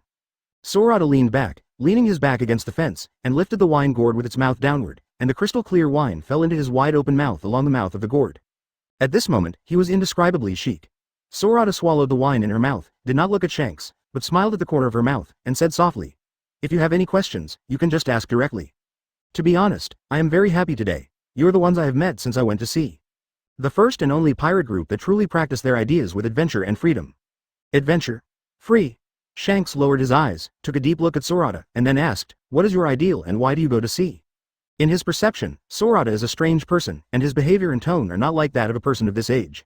How to say? It's like being the same age as him. Yes, it is the same feeling when facing people of the same age. This brat looks young, but he feels very mature, and also has a hint of stagnation.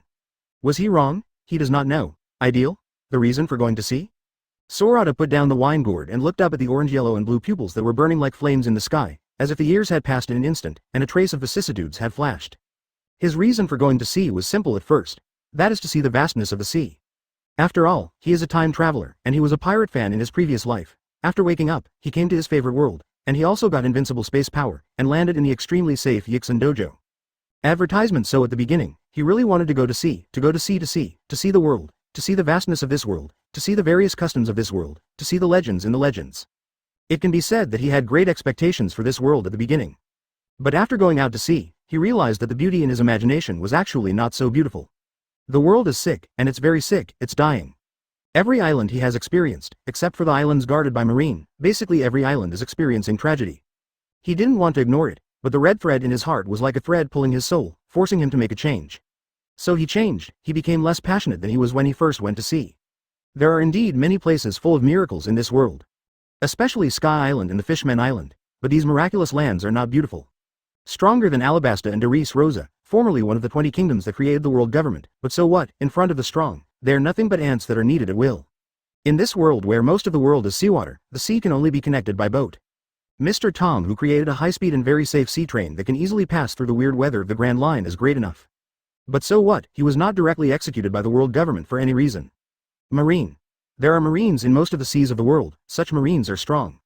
But so what? As long as something happens to that stupid pig Celestial Dragons, even Marine Admiral, who has already stood at the top of Marine, has to wipe Celestial Dragons unconditionally. Nobles, slaves, civilians, pirates, Marine, Revolutionary Army. Technology, feudal. Everything in this world is very contradictory and extreme. So Sorata went out to sea full of expectations, arrived at the Grand Line, past Bath, past Drum Island, past. After the disgusting aristocratic ship that gave him his first outburst of undisguised murderous intent, he had changed. Advertisement originally, he just wanted to see the world well, appreciate the world, experience all kinds of miracles, change some tragedies, reap people's gratitude, and change his heart as a hero. He wants to slaughter the celestial dragons that made the world ugly and disgusting to him, and he wants to abolish slavery. He wants to change the world. Sorata lowered her head and turned her head to look at Shanks. Although her tone was very light, she said very seriously and firmly, "This world is sick, so sick that it makes me feel sick, so I want to change this world, I want to kill Shanks. Just the celestial dragons that make me sick, I want to abolish slavery, I want to make this world a better place, at least let me travel around the world comfortably." At this moment, the rooftop of the palace heights was very quiet. Everyone put down what they were doing and turned their heads to look at Sorata. At this moment, in the eyes of everyone, Sorata seemed to be shining. They could know Sorata's determination from Sorata's firm tone. Shanks stared at Sorata, stared at his dark blue eyes, and he could see determination, confidence in those eyes. With Sorata's strength, with his ability to kill Kaido and Charlotte Linlin without any damage, maybe he can really do this. So he looked at Sorata with appreciation. Undisguisedly strong, he stretched out his hand, patted Sorata's shoulder, the corners of his mouth raised, the smile on his face became stronger and stronger, and finally he laughed out loud. "Ha ha ha ha ha ha. It's a great ideal, although it is difficult, but if it is you, I believe you will be able to achieve it." Shank's laugh was contagious, and the rest of the red hair pirates started laughing too. They looked at Sorata with appreciation and of course, admiration. In this world, they are members of the Four Emperors pirate group, coupled with the special status of Shanks. No one knows what is going on in this world better than them. As Sorata said, the world is sick, and the reason for the sickness is actually very simple, that is celestial dragons, that is slavery. But this, the cause of disease that many people in this world know, but no one treats it. Because the disease is surrounded by the biggest forces in the world government and marine are guarding it. No matter how strong an individual is, it is impossible to overthrow the world government. So knowing the cause is one thing, and having the courage to actually treat it is another. They are not Sorata, so they admire Sorata's courage very much. Of course, if Sorata didn't have the invincible space ability, it would also be impossible to provoke the world government to do this. In general, the greater the strength, the greater the responsibility. When a person reaches a peak, he always wants to do something for the world. And Sorata, at this moment, is above this pinnacle. Chapter 425 The Reliance of the World Government. If Shanks and others admire Sorata and admire Sorata's courage. Then, Sabo and Koala just stared at Sorata with eyes full of excitement. What is the Revolutionary Army for? What is it for? What is the idea? They can be said to be the next generation of the Revolutionary Army who grew up beside Long and Ivankov at the headquarters of the Revolutionary Army. Of course, they are very clear about the real goal of the Revolutionary Army. Now Sorata's ideals, it can be said, are the same as those of the Revolutionary Army. They are to overthrow the unequal rule of the celestial dragons who rule the world government. And Sorata is to slaughter the celestial dragons and end slavery. Although it looks different, in terms of results, it can be said that they are exactly the same. No wonder Sorata invited them. Now it seems that Sorata should have known the concept of the Revolutionary Army long ago, so he will be friendly to them. Of course, it is also indispensable, Sorata knows the dragon, and knows the cause and effect of Ivankov. Sorata's strength, before they came, they had no idea. But after seeing the dead bodies of Kaido and Charlotte Linlin, they knew. This is the most powerful existence in this world at this moment. Stronger than Whitebeard, stronger than Dragon, stronger than anyone they've ever known. Such a person, who wants to slaughter the celestial dragons and abolish slavery, has no reason not to believe that he will not succeed. After all, Sorata is not yet 18 years old and he hasn't really reached the peak yet. They didn't believe that Sorata stopped at his current strength, and how powerful he would be when he really reached the peak. It should be easy for such a person to achieve the ideal, he said. Of course, this was the idea of Sabo and Koala. Shanks has a special identity, although he didn't follow Roger to the final island, and he doesn't know what the last big secret treasure is. But the world government, which made even Roger fearful at the time, was obviously not that simple. So after he raised his head and took a sip of the wine, he still warned Sorata to be careful of the world government. Don't worry, I know. Sorata nodded, turned her head to look at Shanks, and said with a smile. I won't ask about your real identity, I know all about your past, and I know the real reliance of the world government, which can really stand in the world for 800 years. What exactly is it? Oh, advertisement. Shanks became interested, put down the bottle, and looked at Sorata curiously. You know my real identity. He didn't first ask what the world government's reliance is. Okay. Sorata nodded, then turned her head to look at everyone who was also staring at them curiously, then looked away and looked at Shanks. Should I say something? Say it. Shanks shrugged, looking nonchalant. His identity is sometimes kept secret, but it is not difficult to tell. That's what you said yourself. Sorata glanced at Shanks, first raised her head and took a sip of the wine, then put down the wine gourd, exhaled the alcohol, and then said to Shanks. If my guess is correct, you should be the Valley of the Gods, celestial dragons descendants of him. Most of the members of the Red Hair Pirates obviously knew about Sorata's words, so it was no surprise. Still, a few people looked at Shanks in surprise. Of course, the way Awa and others and Sabo looked at Shanks changed at this moment. After all, Sorata was talking about slaughtering the celestial dragons just now. Shanks first took a deep look at Sorata, then nodded without hesitation. Well, I am indeed a descendant of celestial dragons.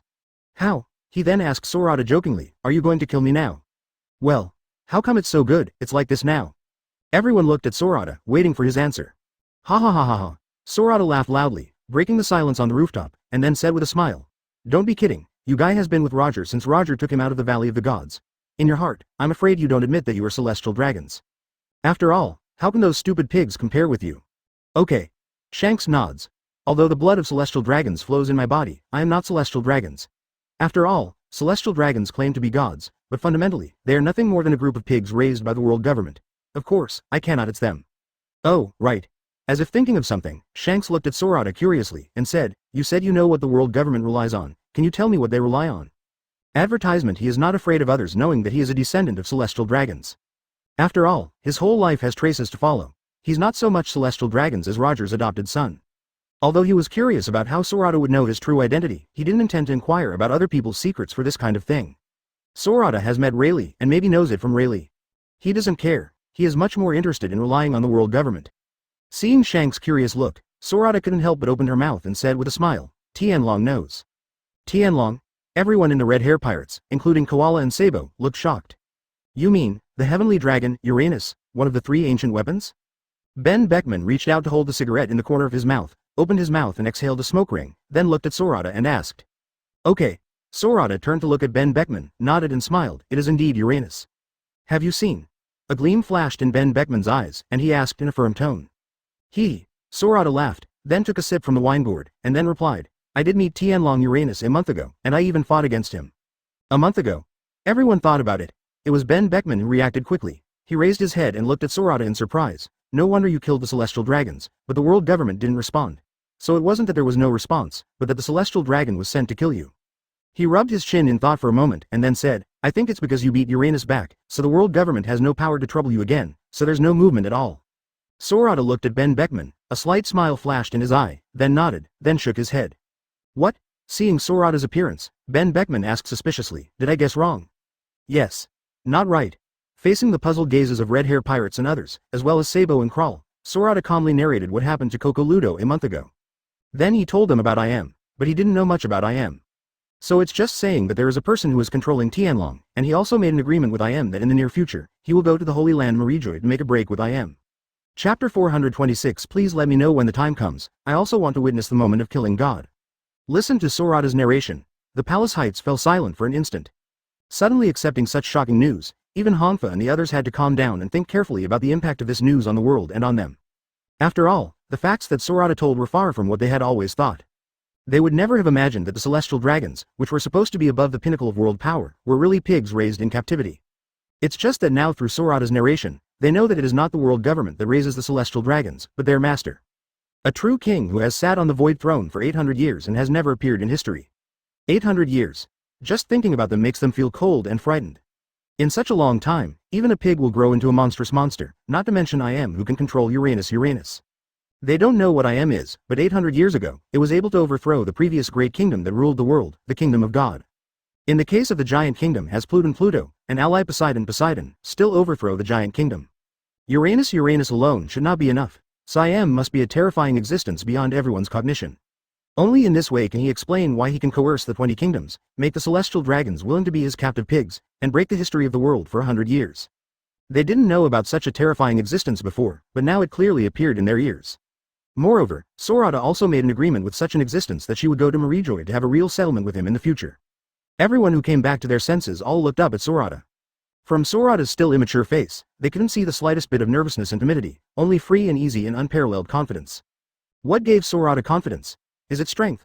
Thinking of the dead bodies of Kaido and Charlotte Linlin lying on the icy island shards below, they thought they knew why. It really can only be strength. Shanks looked at Sorata, his eyes gradually showed firmness, he raised the bottle, raised his head and took a big sip, then said loudly. Sorata, when you go to Marijoy, remember to inform me, I am. Although my strength may not be as good as yours, but now that I know about this kind of thing, I want to participate in it too. Advertisement, okay. Sorata nodded, not surprised that Shanks wanted to follow him to Marijoy, where to overthrow the world government, where to slaughter the real king, the real god who ruled the world sitting on the void throne. After all, this kind of big event, let alone Shanks, as long as there is blood in the heart, as long as the truth is known, everyone wants to get involved. Didn't you see the excitement in Shanks' crew after he finished speaking? Also, they are one of the pirates of the 4 emperors. To be honest, apart from One Piece, they have reached the pinnacle of pirates. And it is not easy to sit on the throne of Pirate King, so it can be said that they have no goal except to travel the world these years. Knowing the existence of I Am now, the Captain Shanks wanted to follow Sorata to attack the Holy Land Marijoy, and now they seem to be back to the time when the 4 emperors were fighting for hegemony, making their blood heat up at this moment. Me. At this moment, Sabo suddenly stood up with a flushed face, and said loudly to Sorata. And us, Mr. Sorata, please be sure to notify us when the time comes. Having said that, he bowed deeply to Sorata, then raised his head and said, I don't need to introduce, I think Mr. Sorata should know our identities too. Okay, when you leave later, just give me the phone signal, that is, the phone number, of your headquarters. Correct. Sorata put down the wine gourd, turned her head to look at Sabo, and asked with a smile, I don't know if Ivankov is okay now? If he remembers correctly, Ivankov was captured by Marine a long time ago and sent to Impel Down. And there, using the tunnel made by Mori with the Tui fruit, Impel Down's level 55, New Human Paradise, was created. Thinking of Ivankov, he couldn't help but smile gently on his lips. Although he became acquainted with that guy after fighting, and although he only got along with him for a day, he was the first strong person he met when he understood the world. So for Ivankov, his impression can be described as very deep. Master Ivankov. Sabo lowered his eyes and said in a low tone. A few years ago, Lord Ivan was captured by Marine and imprisoned in the world's #1 prison, impelled down. We don't know the specific news about him now.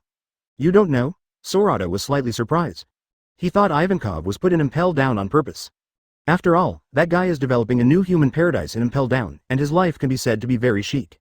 As for the tunnels that Mori made with the push fruit, if Mori hadn't told Ivankov himself, no one might have found them at all. Advertisement, but from Sabo's point of view, it is obvious that he was wrong. Ivankov was really caught and put in impelled down. Okay, that's right, with the lack of personnel in the Revolutionary Army, it is obviously impossible for a supreme leader to go to impelled down. After all, generally speaking, there are all vicious pirates. With the concept of the Revolutionary Army, even if there is a shortage of people, it is impossible to recruit people there. After all, they are all adults, not a hot-blooded guy like Luffy. Whether it is a dragon or Ivankov, they all know what kind of damage the pirates will cause to the world if they rush out of the undersea cage. In the original book, it is said that Wong Luffy let those vicious pirates go out. Or rather Blackbeard. After all the pirates released by Wong Luffy and his gang followed them to the Summit War, and afterwards they all followed the buggy god tier whose name cannot be pronounced backwards. Don't worry, when the time comes, I will go to impel down myself. I think Magellan and Marine should give me face. Let Ivankov and the others come out. Sorata said casually. It was as if the undersea prison, which was said to be #1 in the world, was just like an ordinary place in his eyes. But his words lifted Sabo's spirits instantly. It may seem like bragging to him when others say that, but who is in front of him? This is just killing 4 emperors, and then I will go to the Holy Land Marijoy, the silver-haired Sorata of the god of slaughter. For him, Sabo has now changed from being peaceful to worshipping. After all, strictly speaking, Sorata is younger than him, but such Sorata will do what their revolutionary army wants to do most. And the chances of success are high. Thanks, Sabo bowed to Sorata gratefully. Thank you, Ivankov and I are friends. When a friend is trapped, it's only natural for me to rescue him. Sorata laughed and waved his hand indifferently, saying that he didn't need to thank him like that. Okay. Sabo straightened up, with an excited smile on his face, and smiled at Sorata. No matter what, I still want to thank Mr. Sorata. Thank you for everything you have done for this world. Sorata took a deep look at Sabo, shook his head helplessly, then held up the wine gourd and touched the red hair. Okay, sit down, let's continue eating and drinking, the banquet is not over yet. Chapter 427, the history text of the Red Road sign. The next day. Before the sun comes out, the sky is like a deep sea, dotted with stars, exuding the unique beauty of One Piece world. Under the high ground of the palace, there is a slightly flat coast. With a bang, the Liberty landed on the surface of the sea, spitting up waves. Sorata discussed with his companions and decided to leave silently, without giving King Liku and the people of Rosa a chance to be grateful. After all, this time they can be said to be the benefactors of all the people of Rosa. Thinking of the overwhelming sound of gratitude last night, although they were proud, they also felt a little embarrassed. These low-level people don't know what greatness is. Many of them have never left Rosa in their lives. Although they are in the Grand Line in the New World, most of their thinking is relatively futile and backward. Sorata and others came to Rosa, and saving them was just a matter of convenience. Not to mention the battle with Kaido and Charlotte Linlin, Sorata could have killed them with absolute strength at the beginning, preventing the aftermath of the battle from destroying Rosa. But he didn't. It can be said that he is already very selfish. That's it, but they are regarded as the savior. Respect, appreciate, and truly regard them as the heroes who saved them from the bottom of my heart. And all of that, Sorata, to be honest, kind of deserves it. So this morning he was ready to go. There is no need to bother King Liku or the hundreds of thousands of people in Rosa. After a while, facing the rising sun, Liberty turned its back on Rosa, which has been transformed from a large island into an archipelago, and slowly disappeared in this sea area. Advertisement one day later. Sorata, there are all nations ahead. At the bow of the Liberty, Arlo put down the binoculars, turned to look at Sorata, and said with a smile, the news of Charlotte Linlin's death has spread all over the sea. I think the defense of the 10,000 kingdoms should be in chaos. Maybe they are already preparing to escape. On the recliner, Sorata put down the newspaper. Morgan's efficiency is still very fast. At noon the day before yesterday, shortly after Sorata had killed Charlotte Linlin, Morgaz and Firebird had come to say goodbye to him. Doflamingo is dead, Kaido is dead, Charlotte Linlin is also dead. Each of these news can be said, can shock the sea. This time, we can imagine the turbulent world at this moment. So Morgans didn't stay in Rosa. He wanted to go back to the headquarters to personally supervise this shocking news. The news that Sorata saw just now is the latest news from the World Economic News Agency. There are Charlotte Linlin's death, Jin, the Big O pirates, Ross Perot and his brothers and sisters. Of course, Morgans didn't shoot Marine, it was all about Sorata and the 4 emperors. After all, Marine came here this time to play the role of soy sauce, and Morgans is a news agency. Of course, it is impossible to take pictures of Marine, the top executive of the world's largest formal military organization, in action. So in this big event that shocked the whole world didn't know that Marine also went to Doris Rosa. IWC. Sorata sat up, picked up the steaming tea, brought it to her mouth, took 2 breaths, and took a sip. Another reason for his eagerness to leave Doris Rosa was that he was afraid of going too late, and Wangguo fled under the organization of Charlotte Linlin's remaining children. He is not interested in these children of Charlotte Linlin, even the most powerful katakuri, he is not interested at all. This guy is indeed very knowledgeable, but no matter how strong he is, he can only foresee the future in a short period of time. Such a short period of time cannot stop him. Besides, if he doesn't want katakuri to perceive it, he won't be able to perceive his existence. After all, the space around his body is a different space completely independent of this world. As long as he doesn't want to show his breath, no one in this world can perceive his existence. He is not interested in Charlotte Linlin's children, nor is he interested in the wealth that Charlotte Linlin has collected over the past few decades. What he is interested in is the historical text of the red road sign that Charlotte Linlin hid among the treasures. Advertisement to reach the final island Raftel. The first thing to do is to find the 4 red road signs in the history text. There are 4 coordinates on these 4 historical texts, and these 4 coordinates point to 4 uninhabited islands, and then these 4 coordinates are cross-connected, and the center of their connection is the coordinates of the final island Raftel. Otherwise, in this vast sea, it would be impossible to find a small island, moreover an island hidden in an unknown place. Otherwise, after so many years, Roger would not be the only one who got there. Of course, to reach the final island, there is another condition, that is, someone must be able to understand the text on the historical text. And on their boat, there happened to be Nico Robin, the only remaining historian in the world who could understand ancient characters. In addition, he also knows the exact location of the red history text, so all of this can be said to be destined by heaven. He was in such a hurry to go to the world to prevent Katakuri and other children of Charlotte Linlin from escaping with the historical text in the treasure house after knowing that Charlotte Linlin had died. When the time comes, whether it's for safety or to prevent him from causing trouble, if they hide, then where can he find them in this vast sea? There are 3 pieces of the red history text that he knows. The first piece is Charlotte Linlin's piece. The second piece is inside the whale tree in Zhou country, where there is a red road sign text guarded by the Fur clan. The third block is in Wanokuni, on the former site of Wanokuni, which is the ancient Wanokuni. Only Kazuki Oden's father, Kazuki Sukiyaki, a swordsmith who now goes by the pseudonym Tengayama Hitoru, Kaido and the Boat King Jack know there. He wasn't sure if Quinn, one of the 3 plagues, knew about the only remaining Beast's Pirates billboard, but even if he knew, it was impossible to go somewhere and take away the text of the history of the red road sign. 3 signposts with historical text. No one knows about the part of Zhou, so don't worry. The Wanokuni part, with Wanokuni closed to the outside world, maybe when they pass by, Quinn will not know the news of Kaido's death. And even if Quinn knew about it, he probably wouldn't escape with the text of the history. So only Charlotte Linlin is the least safe, that's why he rushed to the nations without stopping. He killed Charlotte Linlin and Kaido. These 3 historical texts of red road signs that he knew had already been ordered by him early in the morning. Chapter 428 Speculation on the historical text of the last road sign. As for the last piece, in fact, it is the part where the Fishman Island disappeared. He knows that this piece is not with Whitebeard, because Whitebeard is not interested in the position of One Piece at all. But it's not that hard to find it. As a pirate fan in his previous life, he often read various god-tier speculations, and he himself knew the world of One Piece very well.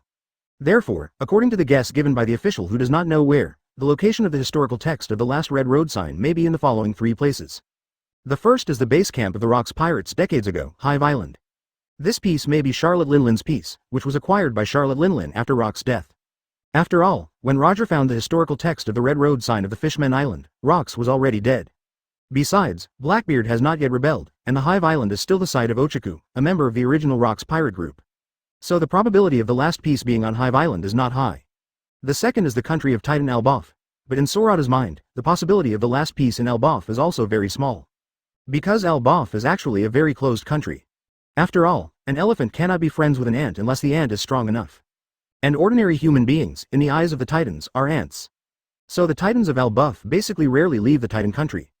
Besides, in general, Elbaf has nothing to do with the Fishman Island, so how could he go to the Fishman Island to remove the historical text of the red road sign for no reason? The third is a small country named Villa, that appeared very early. There has been a revolution in this country recently, and Sorata learned from Sabo that their revolutionary army is also planning to visit Villa recently, but it has been delayed due to a serious shortage of manpower. Advertisement: if I want to come to this small island, it should be the foreshadowing island set up by Wong Luffy and the revolutionary army in the original book, so the probability of the last red road sign historical text here is pitifully small. In fact, 3 years later, the most likely place for the last piece of the historical text of the red road sign is actually on Hive Island, in the hands of Blackbeard. After all, Luffy and Blackbeard will have a fight sooner or later. Judging from the prestige of the Whitebeard pirate group in the Fishman Island, it is very easy for the members of the Whitebeard pirate group to travel to the Fishman Island. Others may not be interested in the red road sign history text, but Blackbeard is not included in it. With that guy's ambition, after knowing the location of the historical text of the red road sign, it is impossible to remain indifferent. Thinking about it now, the red road sign history text of the Fishmen Island should have been on the Fishmen Island from the beginning, but it was hidden by Blackbeard after he had the strength to move the history text. This time may be 1 or 2 years ahead, so Sorata has to go to the Whitebeard pirates after finding the 3 known historical texts of red road signs. His original idea was that he didn't need to go to Whitebeard now, because Whitebeard was already old, and it was meaningless whether it was to discuss or fight. Besides, after killing Kaido and Charlotte Linlin, he has become the veritable strongest in the world, so he doesn't have to compete with Whitebeard. But now it seems that he really wants to go to the Whitebeard pirates. After all, it is related to the clues of the final island, and it makes sense to go there. Blackbeard without dark fruit is strong, but it is impossible to be as strong as Shanks. Although that guy left 3 wounds on Shanks' eyes in the battle with Shanks a long time ago, making Shanks even scratch the pirate flag 3 times. But after all these years, Shanks has fully grown, and Blackbeard should not be able to match Shanks now. At that time, he will not conflict with the Whitebeard pirates, but just ask Blackbeard to hand over the text of the history of the Red Road sign. Considering his strength, no matter how unwilling Blackbeard is, it is impossible not to give it to him, right? After all, with Blackbeard's majestic mentality, it is impossible to come out to seek death before he gets the dark fruit. As for Blackbeard lying to him, it was simply impossible in the face of his powerful spirit. After sorting out the known and guessed information, Sorata put down her teacup, raised her head, and looked at Wan Guo in front of her. Advertisement without Charlotte Linlin, the nations are like blind beasts. In the past, homies, who had Charlotte Linlin, could monitor the entire world, but now these eyes are completely blind. Of course, there were various scout ships, but they were just as messed up by Charlotte Linlin's death. Wangguo, also known as Toto Land Kingdom. The whole kingdom is dominated by Cake Island, and there are 34 islands dotted around it, which are governed by 34 ministers, who are the sons and daughters of Charlotte Linlin. The general name of this sea area is Toto Land. The entire sea area is very large, and there are all races in this world except the Titan race, the Lunaria race and an unknown race. If it weren't for Charlotte Linlin to enact a law, all citizens of Toto Land must pay 1 month of life every 6 months as a fee for Big O protection. It can be said that the Toto Land Kingdom is the most peaceful and safest country in the world. In front of them at this time is Lockmit's Island Nanamit's Town, on the edge of Toto Land. This small island is the 36th daughter of the Charlotte family, the 77th pirate of Charlotte Linlin, Charlotte Flamp, the island managed by the Minister of Honey. The island is not big, but there are many unique races living on it. At this time, the town of Nanamit's on Lockmit's Island was already in chaos. After all, the moment Charlotte Linlin died, many homies on the island disappeared. If you didn't know what was going on at the beginning, then today's newspapers spread throughout the Toto Land Kingdom, letting the people on the island know what was going on. Without Charlotte Linlin's suppression, these countless races that have been suppressed in 10,000 kingdoms would not be in chaos at the beginning, but as time went by, they had to flee here quickly. After all, it was impossible to leave Wangguo before, but now they have the opportunity. How could they let it go? Another point is that Charlotte Linlin is dead, and the entire Toto Land Kingdom will be a sweet bun in the eyes of countless pirates in the New World, and it will be completely disrupted here. Time. So when Sorata and the others sailed to the edge of Toto Land, what they saw were countless small boats, carrying countless people, and people of various races with different characteristics, heading outside from all directions. All of this made Sorata and others a little sluggish. But then, they speeded up and headed towards the center of the Toto Land Kingdom, Cake Island. Don't be slow, Katakuri, etc. It's funny that the remaining sons and daughters of Charlotte Linlin ran away with the Red Road sign history text. Chapter 429 Confession. Cake Island. At the bow of the Liberty, Sorata looked up at the Cake Island like a giant cake, with a smile in his eyes. They didn't encounter any obstacles along the way. Whether it was the fleeing people or the surveillance ships, they all automatically avoided after meeting their ships, allowing them to reach the center of the world, Cake Island, unimpeded along the way. I really plan to escape. A red light flashed in Sorata's eyes, and the color of knowledge instantly covered the entire Cake Island. He clearly sensed that on the other side of the island, there were several powerful oars, leading dozens of people with strong oars, and quickly boarded the ship. Think about it too. He didn't hide it at all along the way, and he was discovered by the patrol boat a long time ago. If it is an ordinary person, the Big O pirates may not pay attention to it, and they will not escape. But he, who just killed 4 emperors, came to Wangguo. Although Katakuri and the others had great confidence in themselves, they did not dare to challenge him, the strongest in the world at this time. Because that's not bravery, that's stupidity. Are they stupid? I have lived in the New World since I was a child, and lived on a pirate ship. There must be some arrogance, but it is absolutely impossible to be stupid. But it's too late to escape now. The corners of Sorata's mouth turned up, a mocking look appeared on his face. He turned around and explained to Kuina and the others, and then disappeared on the Liberty. He wasn't interested in Katakuri's Big O remnants, but if these guys were going to escape, he had to go and see if they stole his Red Road sign history text. Yes, it is his. After all, that was his trophy, wasn't it? The other end of Cake Island. A 3-masted giant sailing ship was parked by the sea. At this time, beside the boat, countless biscuit soldiers were constantly carrying boxes of treasures to the boat. Without the soul endowed by Charlotte Linlin, these cookie soldiers are like puppets, all with expressionless faces. Even so, they are infinitely powerful. Advertisement. Under the control of the biscuit minister, Charlotte Cracker, one of the 3 dessert generals, the treasures were carried in an orderly manner and carried to the ship. Among them, there is the historical text that Sorata has always been interested in. Beside the boat, a biscuit soldier who was exactly the same as the biscuit soldier carrying the treasure, but obviously different, stared at the busy scene below and said, "Tell me, where are the silver-haired gang now? Should we hurry up?" There was a bit of urgency in his tone. "Don't worry, Cracker big brother." On the left of Castard, another minister of the country, one of the 3 dessert generals, Charlotte Smoothie said, "The first time the silver-haired group entered the kingdom, the patrol boat found them. It is impossible for them to so quickly to Cake Island. But I'm really unwilling." Having said that, she looked up at Cake Island, her eyes full of unwillingness. When all the homies on the island disappeared, they knew something had happened, so they gathered all the Charlotte family at noon the day before yesterday and gathered on Cake Island. Waiting and waiting, they waited for the news of Charlotte Linlin's death. At that moment, the world of the Charlotte family completely collapsed.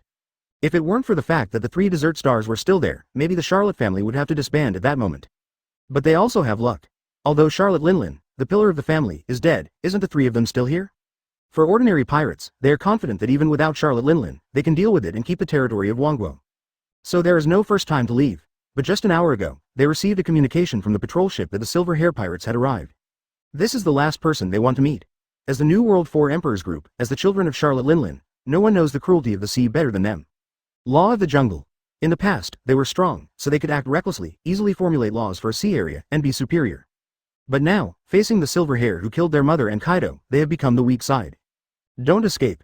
Their Charlotte family could be wiped out. Advertisement therefore, as soon as they got the arrival of the Silver Hair Pirates, they made a quick decision to leave here.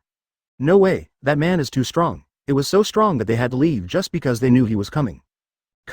At this moment, the strongest member of the Charlotte family, Charlotte Katakuri, who had been standing quietly at the side, turned his head to look at the guardrail next to him and spoke in a solemn tone.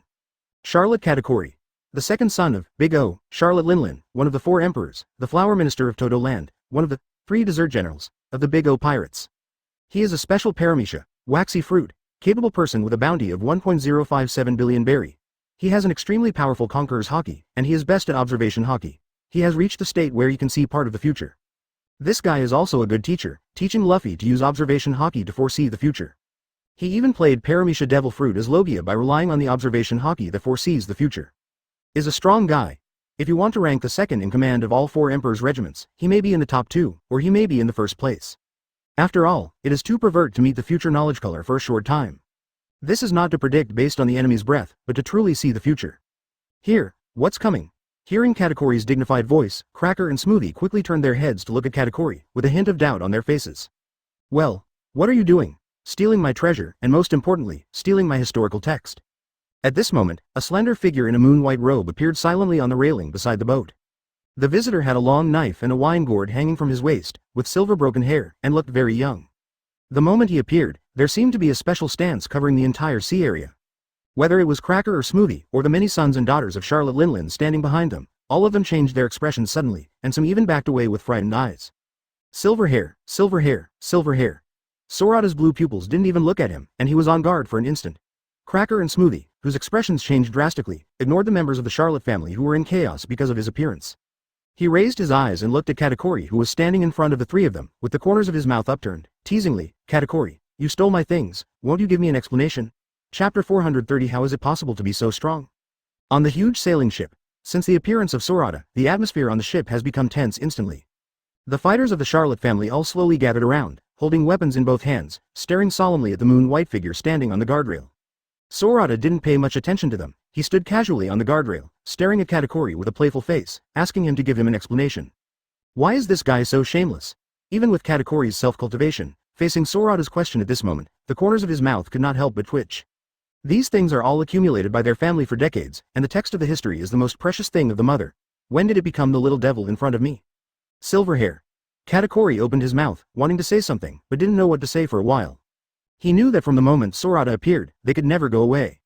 No matter how much he said about Sorata, who was completely superior to them in strength, it was just nonsense, but he couldn't make a decision right now to let him hand over his mother's inheritance. This is the reliance on whether their family can rise again, but compared to the lives of their younger siblings and the entire Charlotte family, it is not unreasonable to hand them over. But, can you save your life by handing it over? He does not know, so I don't know how to answer. How? Steal my things, don't you want to give me an explanation? Click. Thunder out of thin air. Just when Katakuri was still thinking about how to deal with it, Sorata's face suddenly sank, and a powerful conqueror's haki swept across the entire port in an instant. Don't go too far, silver hair. Katakuri frowned, and conqueror's haki exploded. With a bang, it collided with Sorata's conqueror's haki. If you want to say something, you just want to rob the wealth of our Charlotte family in the text of Mother's history. Why are you looking for so many reasons? Katakuri, who has never spoken much, spoke a lot in one breath under the pressure of Sorata. Oh, Sorata tilted her head and looked at Katakuri playfully, not convinced. Having said that, his eyes suddenly widened, not good. Advertisement. Katakuri's eyes flashed red, and he didn't know what he saw. His face, which had been calm all the time, suddenly changed drastically. At this moment, a layer of ripples appeared in the void like water waves, and the surrounding sky seemed to collapse even more. Purple-black thunderbolts like centipedes filled the entire sky in an instant. Boom! The extremely powerful conquerors, several times stronger than the conqueror's haki just now, suddenly burst out from Sorata's body, crushing Katakuri's conquerors in an instant. Ka. The extremely strong coercion, like the essence, swept across the entire sailboat in an instant. The deck on the side of the ship was cracked at this moment. Bang bang bang. Behind Katakuri, those weak members of the Charlotte family fell to their knees, and among them, the younger ones doubled their eyes and passed out directly. After the collision of the peak, and Sorata's spirit has already surpassed the peak of the world at this time, so his conqueror's haki is no longer comparable to Katakuri at this time. Although he doesn't know how strong the conqueror's haki of the world's most haki man with red hair is, no matter how strong he is, it's impossible to surpass him. At this moment, the boat was extremely quiet. Everyone stared at Sorata solemnly, speechless. Facing the pressure, Katakuri raised his head and fixed his eyes on Sorata. He knew, from Sorata's attitude, that it was impossible to be kind today. He had been holding back before, just to see if Sorata could let them go. But now it seems that this should be impossible, so he stood up straight without saying a word, stretched out his left hand, grabbed the scarf around his neck, and pulled it left and right. Then stretched out his right hand. A huge trident weapon slowly emerged from his wrist. Seeing Katakuri take out his weapon, the members of the Charlotte family standing behind him, as if they had received the signal, all drew their weapons and stared fiercely at Sorata. Who are they? They are the Charlotte family, one of the Big O pirates, one of the 4 emperors of King's Landing New World. Even if this kid killed their mother and Kaido, they are stronger than they know. But now it's time for the family's life and death, and judging from the attitude of this brat, it's obvious that he can't let them go. Then why hesitate? Kill! As if they had a tacit understanding, everyone acted at the same time at this moment. Flames, slashes, guns, water droplets, all of them hit Sorata together. Looking at the countless attacks that looked fast to outsiders but slow to him, Sorata lowered his eyes, and murderous intent flashed in his blue pupils. He really hadn't intended to let the Charlotte family go in the first place. Advertisement. Jung. The cold knife light, accompanied by purple-black thunder, is like an upside-down full moon, changing from small to large, cutting through countless attacks in an instant. With a sound of poo-see, without any hindrance, it cut across the entire ship and disappeared on the sea. So strong. Behind Katakuri, the brothers Charlotte and Charlotte Owen looked up at Sorata in horror, their eyes full of unwillingness and fear of death. Then the light in his eyes quickly dissipated, and with a puff, the body split in half starting from the chest. Boom, he fell on the deck with a low, muffled sound. At this moment, the huge mast next to it also broke and hit the ship with a bang. For a moment, the huge sailboat shook violently as if it had entered the sea. However, no matter how fiercely the boat shakes, the people standing on the boat will not pay attention at this moment. Katakuri raised his trident, a trace of sadness flashed in his eyes. The moment Sorata drew his sword, he foresaw what would happen next. But in the face of Sorata's extremely powerful knife, he can only try his best to protect himself, and it is impossible to save his younger siblings behind him. Silver hair. The sadness in his eyes was quickly suppressed by him, and the wound on Katakuri's chest did not leave a trace of blood, and it instantly joined together, intact as before. His eyes were red, he looked at Sorata, let out an angry roar, his stature was short, and with a bang, he stepped on the deck and rushed towards Sorata. Behind him, Cracker's real body is revealed in the sliced biscuit soldiers. Knowing that it was impossible to escape, the moment Cracker came out, he quickly raised his sword and rushed towards Sorata. And the last dessert, Charlotte Smoothie, was not so lucky. She knelt on one knee, holding a sword in her right hand, and stuck it on the deck. Her body was supported by the sword to prevent herself from falling to the ground. But under her body, blood had already stained the entire deck red. She wanted to raise her head and get up, but her broken body did not allow her to do so. Cough cough cough. He opened his mouth, and blood flowed from the corner of his mouth, like a fountain, pouring out continuously. Staring at the ground, her blood-red eyes were full of unwillingness. How could it be so strong? Even if she knew in advance that killing her mother's silver hair would not be the same as ordinary pirates, but she never thought that with so many of them, they would not be able to take a blow from silver hair. Exhausting her last strength, she turned her head to glance at the many brothers and sisters lying in a pool of blood. A wry smile appeared on the corner of her mouth, then the light in her eyes quickly dimmed, and her head drooped down. And the body also quickly slid down, stepping into the footsteps of many brothers and sisters at the side. Chapter 431 Big Mom Pirates, Destroyed Cake Island. In the rear port, on a huge three-masted sailing ship with its mast completely cut off, Sorata held Zonkong in his right hand and swung it to the right. See. Dazzling blood draws a 1. On the deck. Ignoring Katakuri and Snickers who were frozen in place, Sorata walked past him with a calm face. Maybe it was the wind brought by Sorata's walk, which broke the silence of the two who were standing still. Puff. Like a fountain, the blood rose into the sky with the heads of the two people, then drew an arc in the air, and fell to the deck with a boom. And their bodies also lost their support as their lives passed away, and they slowly fell to the ground. Sorata showed no mercy. Katakuri could indeed foresee the future, but when Sorata didn't show his breath, the guy's knowledge became blind in front of him, and he could no longer predict his actions. In addition, Sorata's strength surpassed Katakuri's too much, so he killed Carter Curry without 2 swords, and let him and Cracker go to see his mother and many brothers and sisters. Holding Zonkong, looking at the blood-stained deck, Sorata's eyes showed a trace of thought. Are you going to kill these fainted Charlotte family members? Among these fainted people, he saw Charlotte Pudding, who had many shots in the original book. She was only 13 years old at this time. Apart from Bryn, who was the oldest, there were more kids who were 5 or 6 years old, or even 2 or 3 years old. Do you want to kill? To be honest, at this moment, he really couldn't do anything. Although he is an enemy, he really can't be cruel to these children. These little ghosts are not Perona, they are real kids. Ding, phew, forget it. Sorata let out a breath, turned around, held a knife in her right hand, and put the knife back into its sheath. Then he looked out to sea. Hey, won't you come out? Advertisement. His blue pupils calmly stared at the unsettled sea, and he opened his mouth calmly.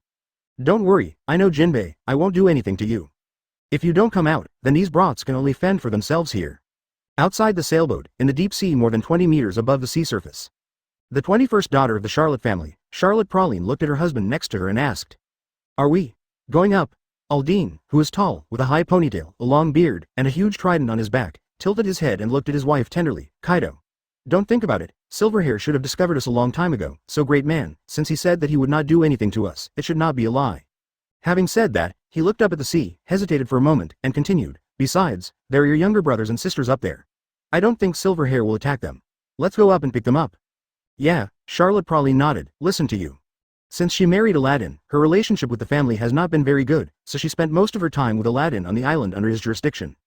Katakuri called all the members of the Charlotte family to Cake Island yesterday. Neither he nor Aladdin came immediately, but came in a hurry after learning of Wang Guo's evacuation today. Unexpectedly, yesterday's willful act saved his and her husband's lives. Wasn't on board the first time, so was not killed by Sorata.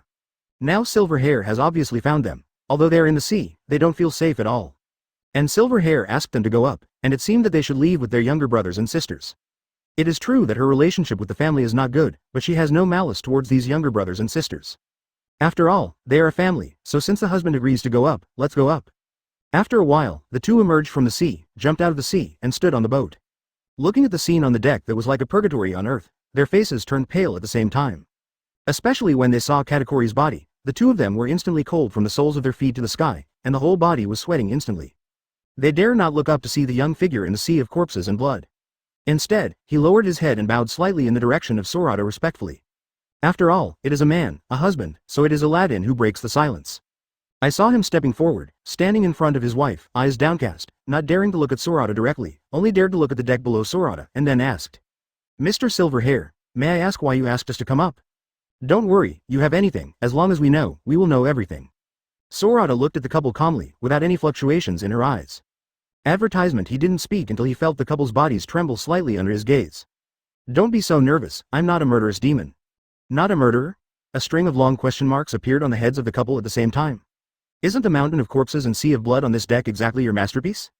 He also said that he is not a murderous demon. If this is neither, then what is? Sorata didn't know what the couple were complaining about. He turned his head to look at the kids of the Charlotte family who were lying on the ground, and continued to speak. Take these brats and leave. Without Charlotte Linlin, without the three generals, and without Katakuri, the next Toto land will become a battlefield for countless pirates. If they stay here, there is only one dead end. Although we are in a hostile relationship, I am not mad enough to attack children of a few years old, so I let them go, but you have to guarantee that they will not do evil in the future. Sorata knows that people's minds are complex, let alone growing up in a family like the Charlotte family. No one knows what the future holds for these children. But he can't really kill these children by relying on malicious speculation about a person's future. And he asked Aladdin and his wife to guarantee that these children would not do evil in the future, so that they could at least look at it. It's also for the sake of these children. Sorata laughed at himself, then looked at Aladdin and his wife, waiting for their answer. Charlotte Praline watched her husband's back, waiting for him to make a decision. Although she married Aladdin, due to the strength of the Charlotte family, it is better to say that it is Aladdin who married than her. Because the two are both Murlocs, she naturally has a very deep affection for Aladdin, so she usually listens to Aladdin on major matters. Without thinking too much, Aladdin nodded and agreed. After all, they thought about it beforehand. Seeing that Aladdin agreed, Sorata nodded to the couple, turned and disappeared on the boat. The couple will do the next thing naturally, so he doesn't need to worry about it. And the historical texts and treasures placed there, it is impossible for them to take them away. If they are really greedy, then you can only ask them to die. Chapter 432 History Cake Island. It looks like a multi-layered cake. At this time, on the other side of the island, Kuina and the others are just about to land. Okay, no need to go up, everything we want is on the other side.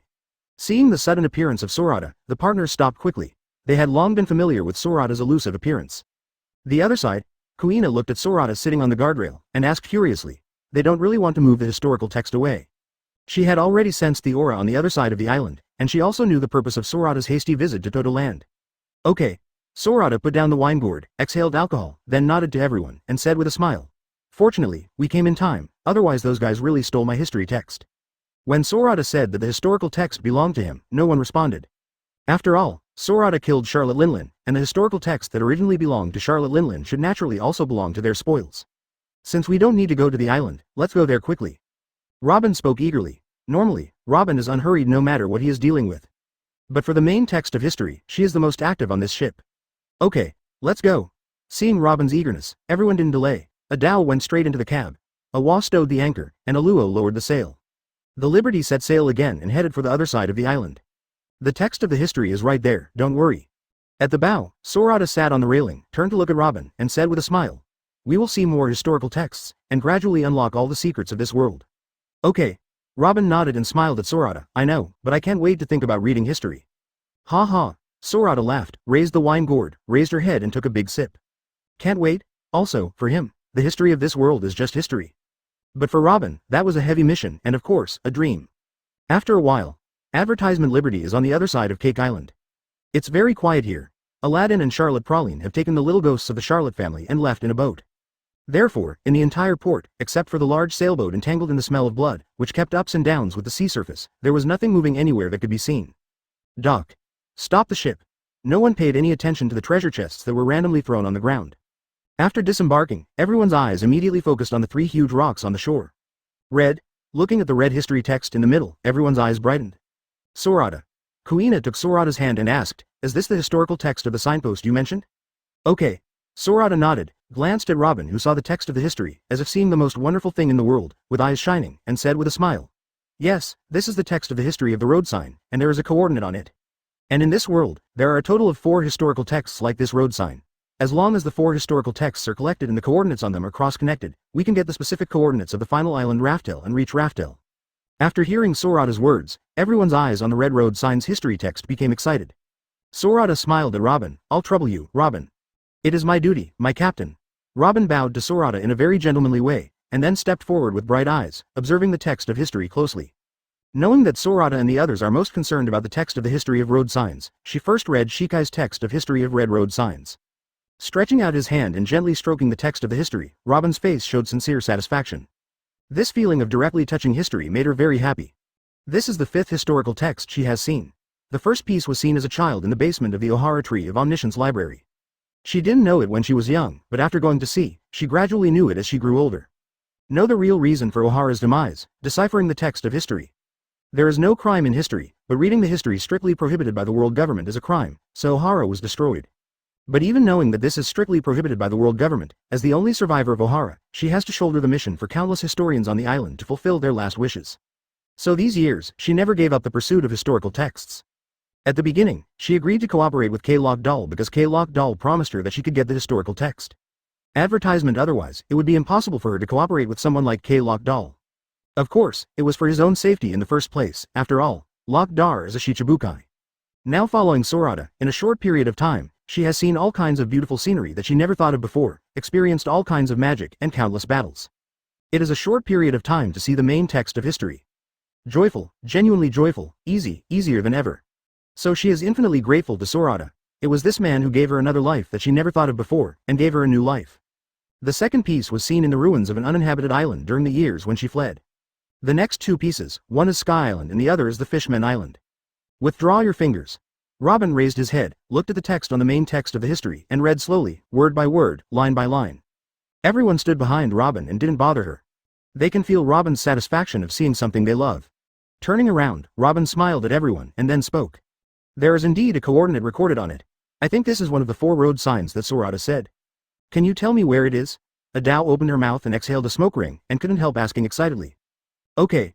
Robin touched his chin, thought for a while, and said, I can't confirm the exact location here, but when we reach the last island, that is, the last island pointed by the record pointer, I can follow the guidance of the road signs to find this island. Specific islands that are guided by signposts. Oh, is that so? Apparently, Adao was a little disappointed, but he cheered up right away, because as far as Sorata knew, he knew the historical text of the red road sign, which had 3 pieces. That is to say, they only need to find the historical text of the red road sign that they don't know where it is, and then reach the last island indicated by the record pointer. They can become the second one piece in this world. No, according to Sorata, it should be, King of Adventure. The other 2 pieces, what are the records? Looking at the other 2 historical texts on the left and right, Adao asked. Robin chuckled, turned his head and looked at the other 2 pieces, stepped back a few steps, stepped back in front of the crowd, raised his head, looked at it, and explained the above content to the crowd. Chapter 433 The Giant Elephant. Half a day later, Liberty set sail again. Sorata was only interested in the red road sign history text, so he only brought the red history text on board, leaving the other 2 pieces there. After all, the above records are also some things that others cannot understand. The first piece records information about the Kingdom of Gods who once lived on the Red Line. They learned from Robin's interpretation that the former Kingdom of God was a kingdom with highly developed technology. And the second piece is the special race recorded in the Kingdom of Gods. According to the above, the Lunaria race that can control flames is just one of the races in the Kingdom of Gods. In the Kingdom of Gods, there are races that control thunder, water, and objects. It's just that these races were exterminated in the Great War 800 years ago. It is impossible to imagine how huge the huge war was 800 years ago. There were ancient weapons, countless demon fruit powers, technologies beyond cognition, and many incredible special races. Thinking about it, it must be many times more exciting than the current world. But no matter how wonderful it is, those things have already become history, and they are of no use except to let future generations imagine. So after Sorata knew this, she was only fascinated for a while and didn't feel anything. With his current strength and vision, there is only the unknown I am in this world, and the dark portal he felt after the space created by the fruit of the door in the capital of 7 waters was broken, which can make his heart ache, a little excited. Of course, the indescribable eyes that he saw before, even now when he thinks about them, he feels cold all over his body. Although he is interested, he dare not go there again. In case that guy woke up, didn't he seek death in the past? Looking in the direction of the sea, Sorata took out a piece of white torn paper from his pocket. Here's what he found on Cake Island.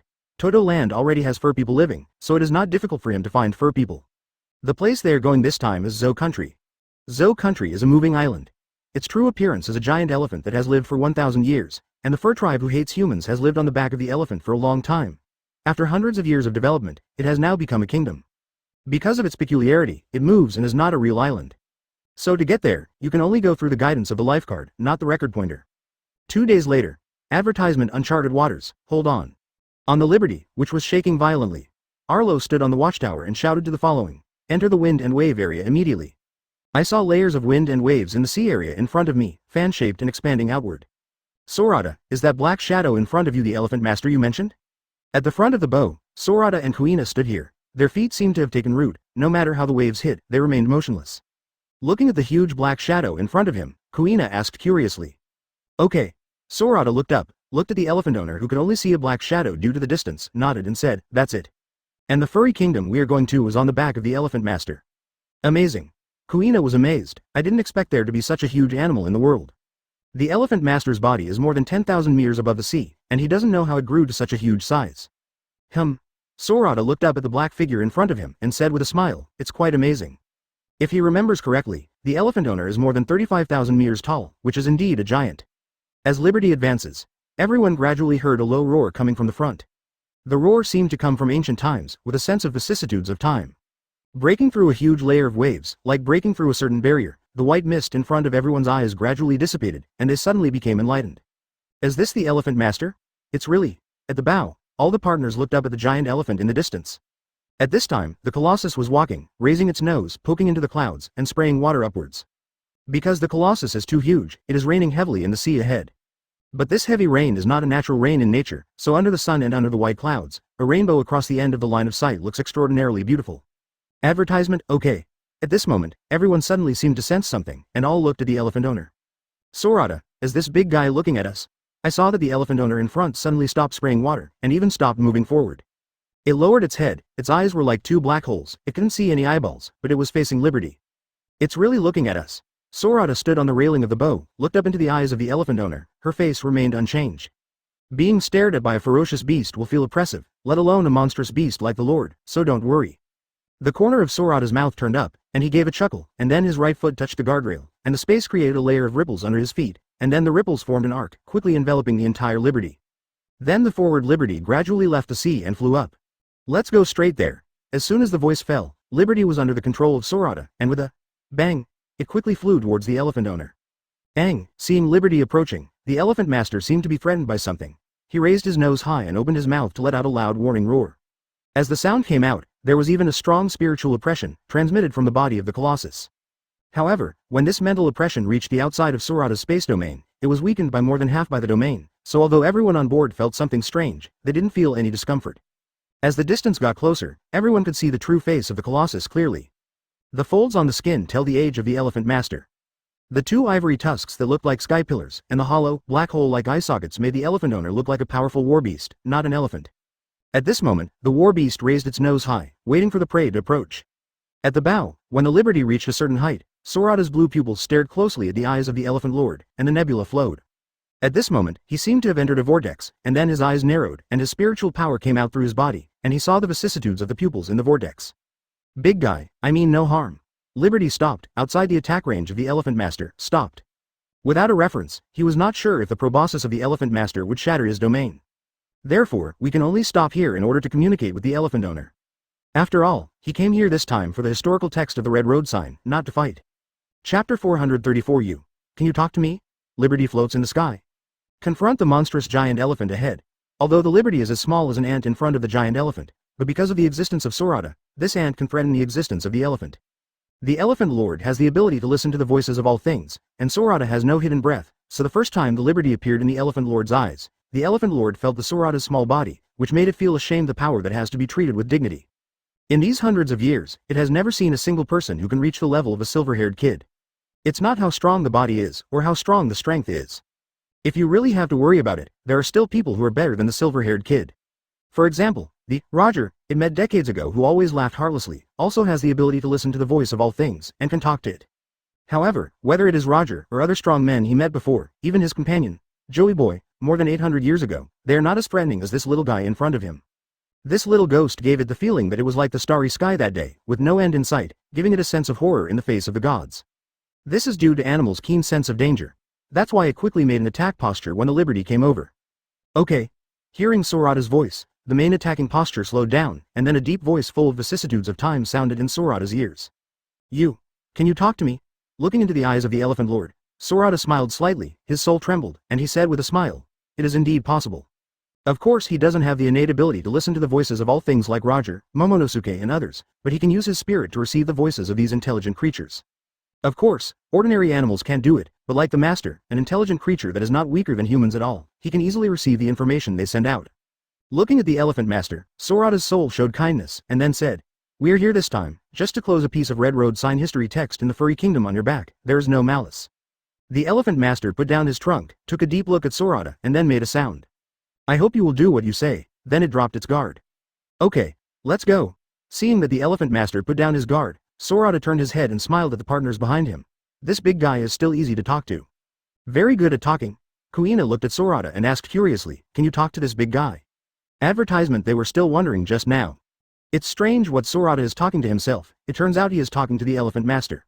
Okay. Sorata nodded, it's just some tricks. Okay, let's go. Then Sorata took control of the Liberty, whoosh, rushed towards the elephant master. When passing by the head of the elephant owner, everyone was lying on the side of the boat, looking at the elephant owner curiously and in amazement. Only at a close distance can one feel the true greatness of the elephant master. On the back of the elephant master, furry kingdom. The abnormality of the elephant owner was immediately noticed by Inulan. He is one of the two kings of the furry kingdom, known as Duke Inuarashi, a dog breed fur family, the king of the day, the king in charge of the day, and the king of the night, cat viper. In fact, They were all retainers of Wano-kuni Kazuki Oden a long time ago, one of the 9 men in red sheets, and they also became members of the Whitebeard Pirates and Roger Pirates with Kazuki Oden.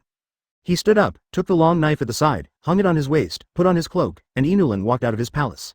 In order for the Elephant Master to stop suddenly and let out a warning roar, did he encounter some strong enemy?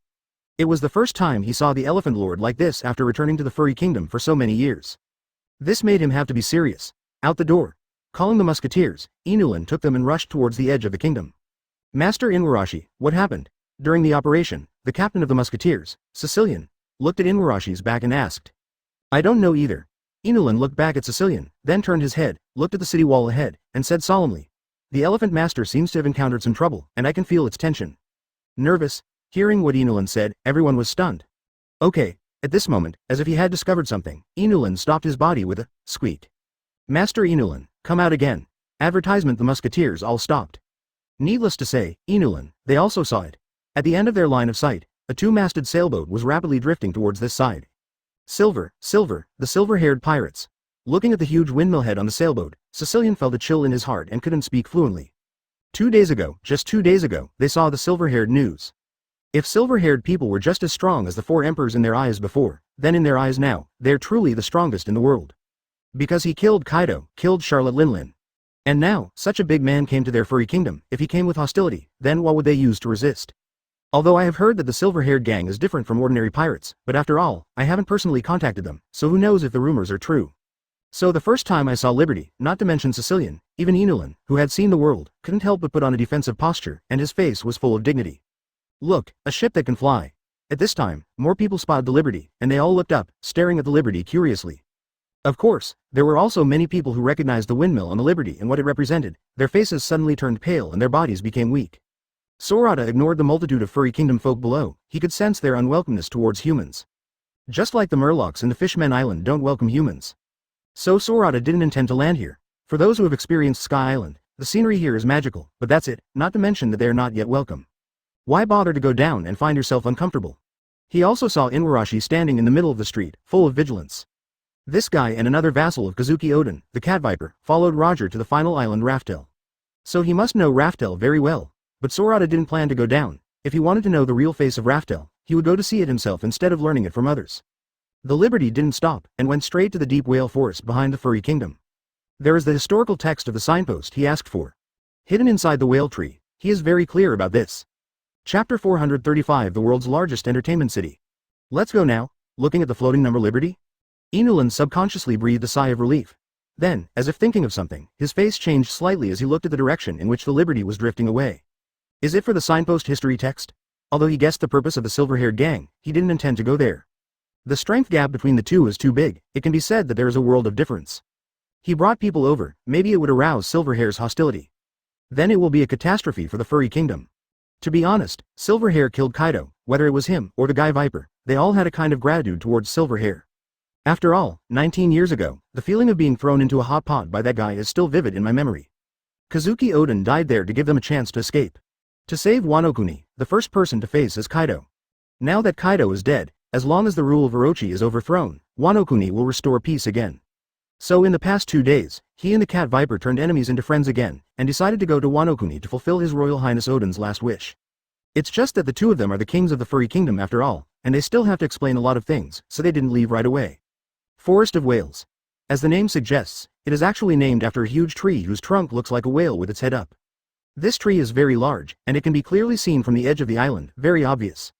Liberty crossed the kingdom's town, rushed straight into the depths of the forest, and landed in front of this giant tree that looked like a whale. Let's go. No one should bother us. Sorata looked at the gate on the tree trunk and said with a smile. The second road sign history text I know is in the trunk of this tree. As soon as the words fell, he jumped off the boat first. The partners looked at the strange-looking giant tree above their heads, with a flash of wonder in their eyes, then lowered their heads, jumped off the boat, and followed Sorata's pace. There are so many mysteries in this world, too many to see. If it weren't for the fact that humans are not welcome here, and they are not welcome, they might still be in the mood to play here for 2 days. Advertisement, but now it seems that they can only pass by here in a hurry. After enlarging and printing the road signs, you have to leave and go to the next destination. After a while, everyone came out from the door opened on the tree trunk. The bow of the Liberty. Sorata raised his eyes and glanced at the whale tree, then retracted his gaze, pointing his toes in the void, and controlled the Liberty to soar into the sky. Instead of going back the same way, he flew from behind the elephant owner to an unknown place. After a while, it disappeared into the perception of the elephant master. After feeling the disappearance of Sorata's aura, the elephant lord raised his head and let out a loud cry, then stepped forward to continue his way of redemption. Its life is very long, so long that a country has grown on its back. During the blank 100 years, 800 years ago, Elephant Lord became Joey Bowie's partner. For some reason, it committed a crime, and was punished and ordered to keep walking, the destination of which was unknown. Sorata didn't know whether the order was given by Joey Boye, or if the elephant owner had a master from the beginning to the end, it was his master 800 years ago, or it was simply M. Sorata doesn't know, and doesn't intend to. After leaving the country of Zowu, leaving the huge aura brought by the elephant master himself, and the water mist area formed. Sorata took control of the Liberty and landed on the surface of the sea. Then he handed over the control of the boat to a Dao and a Luo. And he continued to lie on the sun lounger on the bow. 2 days later, Sorata, land is found ahead. Aluo put down the binoculars, raised his arm, looked at the record pointer on his arm, and said puzzledly, strange, logically speaking, there are islands, which will affect the record pointer. How come the island in front has no effect at all? What's so strange about this?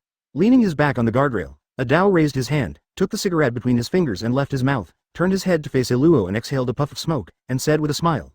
Either it is the same as the Zou Kingdom, or it is the same as the one in the Magic Triangle.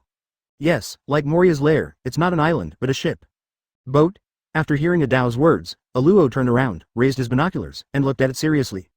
After a while, he put down his hand, turned to look at Sorata on the recliner, and said with a slightly excited smile. Sorata, a Dao really guessed it, it really is a ship the size of an island. Advertisement, oh, Sorata looked up at the excited Arlo, and became interested. Putting down the teacup in his hand, he sat up, put on slippers on both feet, walked to the bow, and looked forward.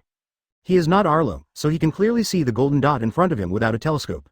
Boat, islands like boats, still golden. As if thinking of something, an inexplicable smile appeared on Sorata's face. So it's you. At this moment, hearing the discovery of the island, other people on the middle deck also came to the bow. Hearing Sorata's whisper, Robin pushed the sunglasses on the bridge of his nose, held the thick history book in his arms, turned his head to look at Sorata, and asked with a smile. Mr. Sorata, do you know this ship? Boat? Yeah. Sorata nodded, looked back, turned around, leaned his back on the guardrail, and smiled at his partners who were looking at him curiously. I do know him. Don't wait for your friends to ask questions. Sorata first thought, and controlled the wine gourd on the coffee table to fly over. He caught the wine gourd, raised his head and took a big sip, and then said. If I'm not mistaken, the giant ship in front should be the world's largest entertainment city, Gulen Tezolo. Guren Tezolo. Robin lowered his head and pondered for a moment. Then his eyes lit up, he looked up at Sorata, and said with a smile, I saw it in the newspaper. Gulen Tezolo is a 10,000-meter-long giant ship made of gold. There are towns on it, it is the world's largest entertainment city. It is an independent country and a demilitarized zone recognized by the government. Even the world government is on it. An absolute sanctuary, that cannot be shot casually. Sorata nodded, it should be. Hearing the conversation between Sorata and Robin, everyone else on board became excited. They just got a lot of wealth in Cake Island, and now they come to the world's largest entertainment city, and they have to enjoy it. Looking at the longing eyes of his partners, Sorata smiled slightly, and then asked them to get ready and board the boat later to have fun. After the partners all went to the cabin to change clothes and prepare. Sorata turned around and looked at the giant ship that was gradually becoming clear in front of her. Then he put away the smile on his face, casually hung the wine gourd on his waist, and went to the cabin to change clothes. Chapter 436 Tetzolo. Gulen Tezolo is the name of the city on the giant ship. The gigantic ship was actually built and owned by Gilder Tezolo, known as the Golden Emperor. This guy is the king of this ship, this independent kingdom. He is also an ability user of the golden fruit, he can manipulate gold, he can control the gold touched by him to stretch and deform, and even turn into a huge life form to wipe out all the enemies, but he cannot make gold out of thin air. Since the fruit of this guy has been awakened, it can also temporarily assimilate objects it touches into gold through gold powder or gold. Of course, the weakness is also obvious, that is, if the gold assimilated by him touches the seawater, he will lose control over this part of the gold and make it return to the original object. It is said that Tetzolo has the world's 20th Pele, black and white. He uses the power of money to freely manipulate the celestial dragons, and even wields the power of the world government. In the underground world, he is the Golden Emperor who uses money to rule the dark world, and his influence spreads all over the world. Because this guy has too much money, every year, thieves from all over the world come here to steal gold. In the original theatrical version, Karina, who had a bond with Nami in East Blue, came here for gold and met Luffy and his group. Of course, this is 3 years later, and has nothing to do with Sorata and the others. And no matter how rich Tezolo is, Sorata will not take it seriously. They came here this time just to play. Big, big, big, big. Small, small, small, small. Gulen Tezolo, in the biggest casino. Sorata and the others used one of Charlotte Linland's treasure boxes to exchange for 300 million chips, and then they scattered in the casino and went to play separately. At this time, Sorata and Kuina were standing in front of a larger-than-life gambling table surrounded by people. These gamblers all leaned forward, staring excitedly at the dice cup in front of the croupier, shouting loudly. The beautiful croupier stared at the gamblers around with a professional smile on his face. Although he was smiling, his eyes were very calm. They have experienced such scenes countless times and are used to it. Calmly taking away the dice cup, the croupier glanced at the dice under the dice cup, raised his head and read aloud, 236, big. Haha, I won, I won. The winner laughed loudly and moved the chips in front of him closer to him. Advertisement, FK, what a bad luck. Those who lost money cursed under their breath. Of course, no matter whether they are winners or losers, as long as they still have chips, it will be difficult for them to leave the casino. Unless they lose all their money. This is the mentality of gambling dogs. Yeah. Kuina was wearing a sea blue dress, dark blue hair tied into a ponytail at will, oblique bangs on her forehead, blue strands hanging from her temples, and big orange-yellow sunglasses on her face. Pulling Sorata's arm, he shouted. Sorata, we won again. Glancing at the chips in front of him, Sorata turned his head and smiled at Kuina tenderly, and then pushed the chips in front of him without hesitation. Big. He has no interest in money anymore, he came to play, and he just came to see what the world's largest entertainment city looks like. Not to mention, this is indeed the world's largest entertainment city, a neutral zone.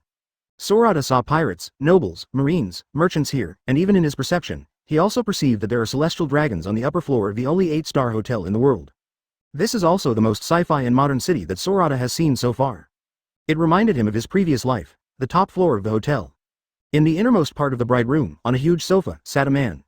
The man has gray-green hair brushed back, wears a pink dress and pants, and has purple sunglasses over his face.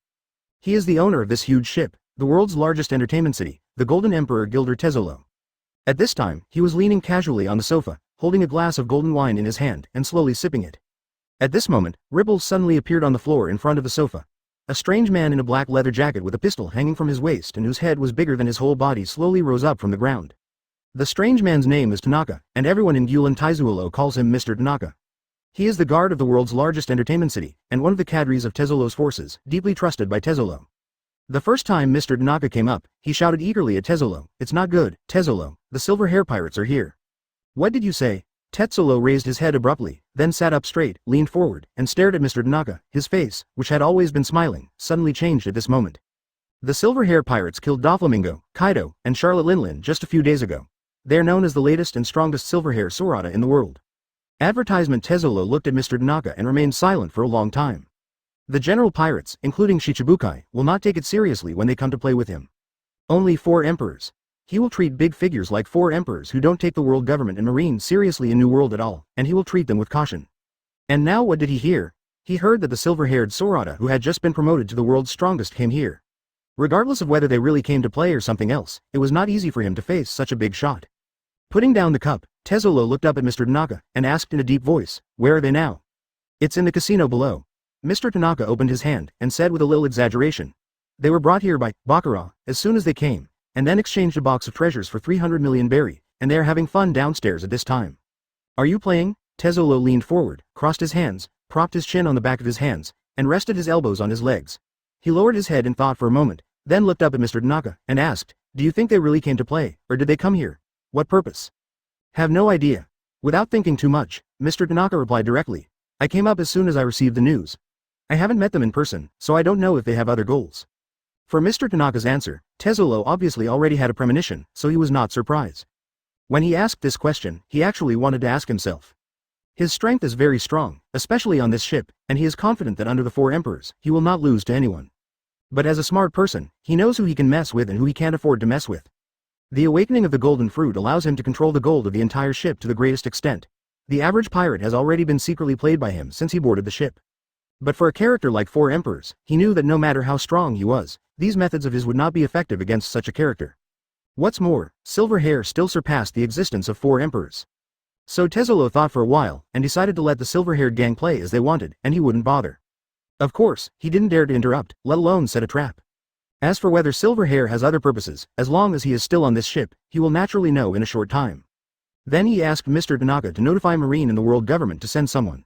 Not to arrest the silver-haired gang, but just in case, for his own safety. Facing such a big man, no matter how cautious you are, you can't be too cautious. Chapter 437. Marine's response. In the casino, Sorata played many different games with Kuina. He didn't use his mental power, and he didn't use his domain to interfere, so he won and lost.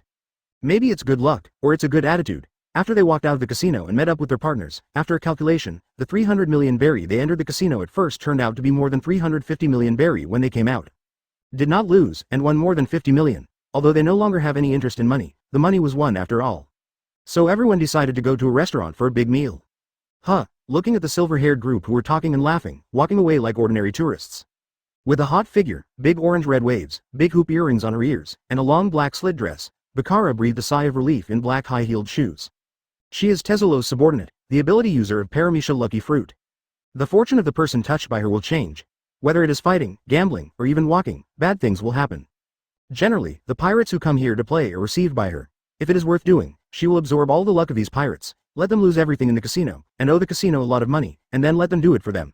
Tetsulo played. Or go find money to pay off the debt you owe. But these are all moves against some ordinary pirates, and against a big man like Sorata, she doesn't dare to have the slightest crooked thought.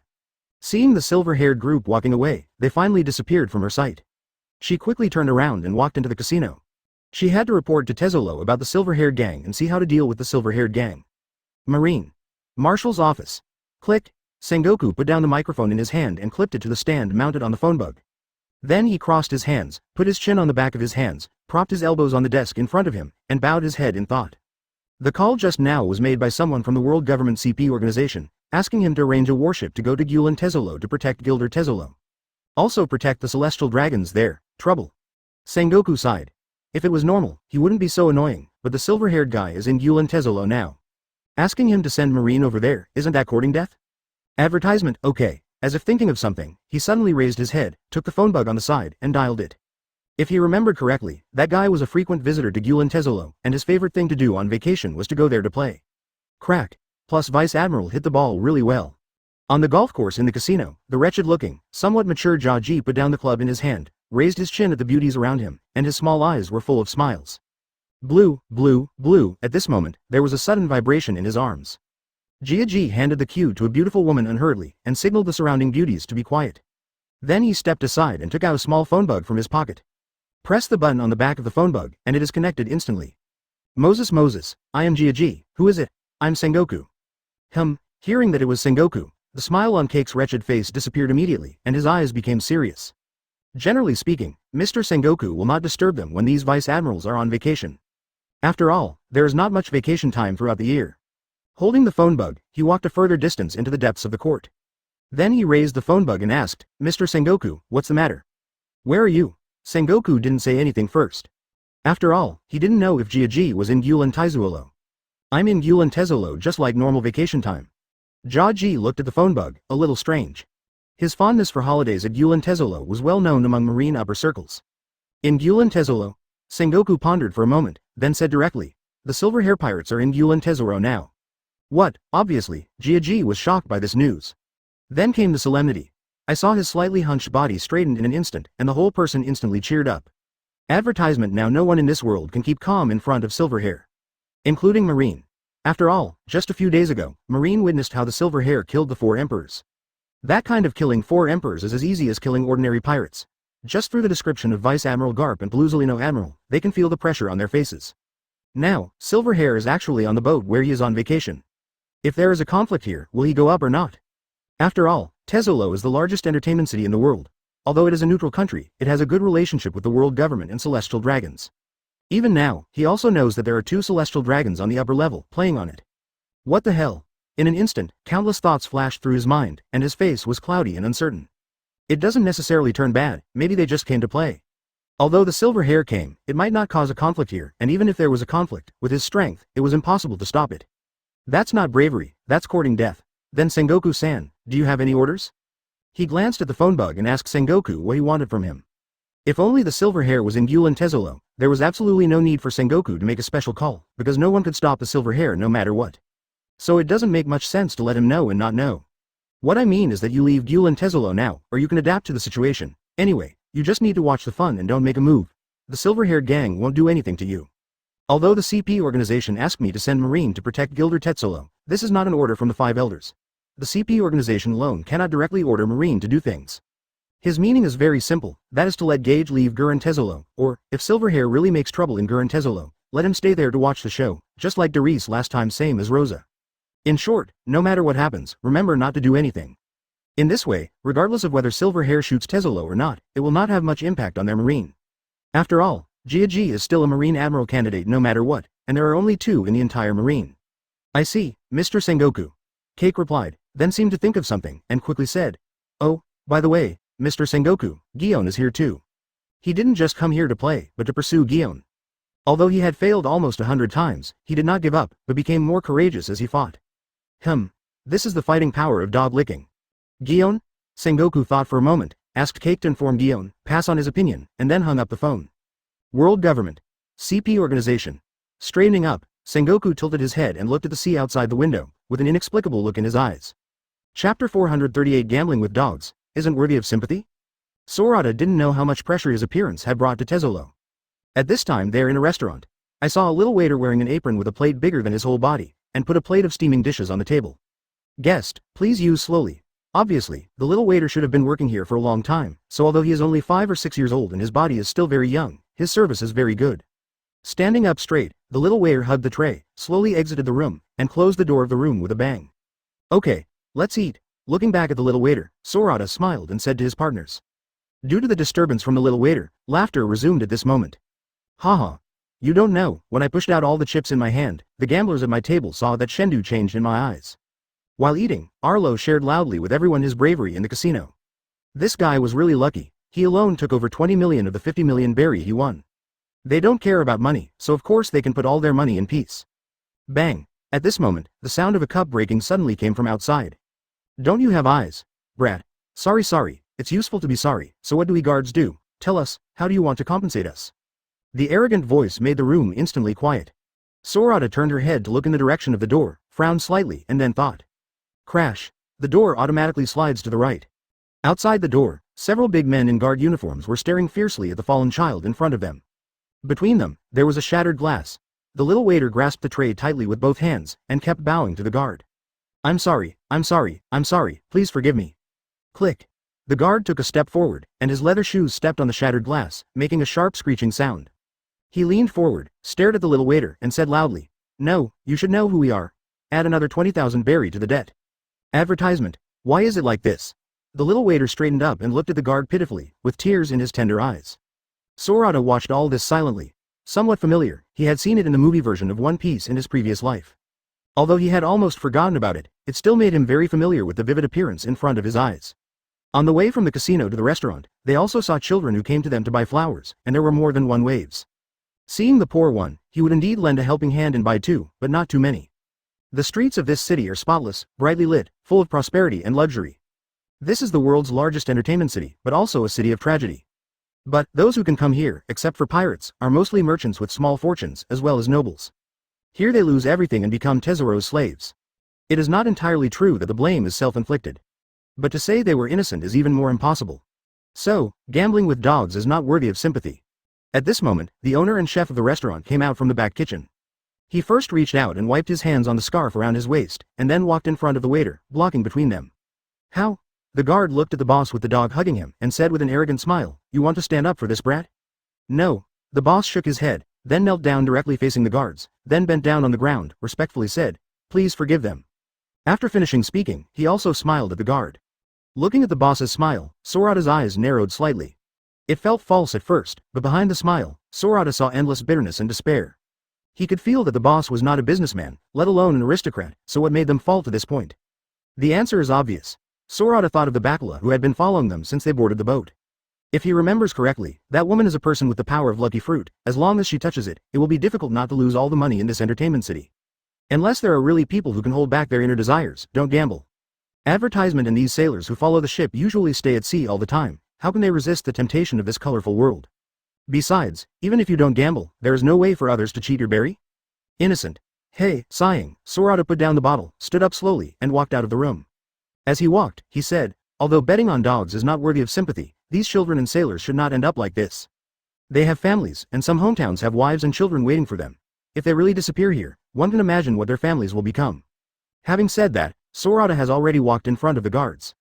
Guests, it's entirely their own business that they have become like this, and this is Argulan Taizuolo's business. I hope you don't get involved. Obviously, arrogance also depends on the person. When the guards saw the clothes of Sorata and the others, they knew that they were distinguished guests on the ship, so although the tone of their speech was arrogant, it was obviously much better than that of the restaurant owner and the waiters. Go away. Sorata raised her eyes, her pale blue pupils stared at the guard without any emotion. Only then did the guards see what Sorata looked like. Looking at Sorata's young face and his unique pupils, the guard seemed to have thought of something. His face suddenly changed, his legs went limp, and he fell limp to the ground. And between his legs, a gust of orange-yellow liquid flowed out quickly like a golden mountain filled with water. The other guards behind this guard, although not as bad as the first guard. However, they were still trembling, looking at Sorata with fear in their eyes, not even daring to breathe. If it is an ordinary pirate, even if it is a big pirate with a reward of hundreds of millions, they will not be afraid. But obviously, the Sorata in front of him is different. The news about him is spreading all over the world these days. As the guards of the world's largest entertainment city, the guards were formerly pirates, so how could they not know what it means to be the strongest in the world? Not to mention that they were just ordinary guards. Even their boss, Gilder Tetsolo, the owner of the ship, appeared in front of Sorata at this moment, and he didn't dare to stop him from doing anything. Ignored the frightened guards. Sorata looked down at the boss, at the necklace he hung around his neck. He knew that there were photos of the boss's family. Guest, the boss raised his head and looked at Sorata with a hint of gratitude in his eyes. He didn't know Sorata, but from the reaction of these guards, he could know that this young man must be a very powerful big shot.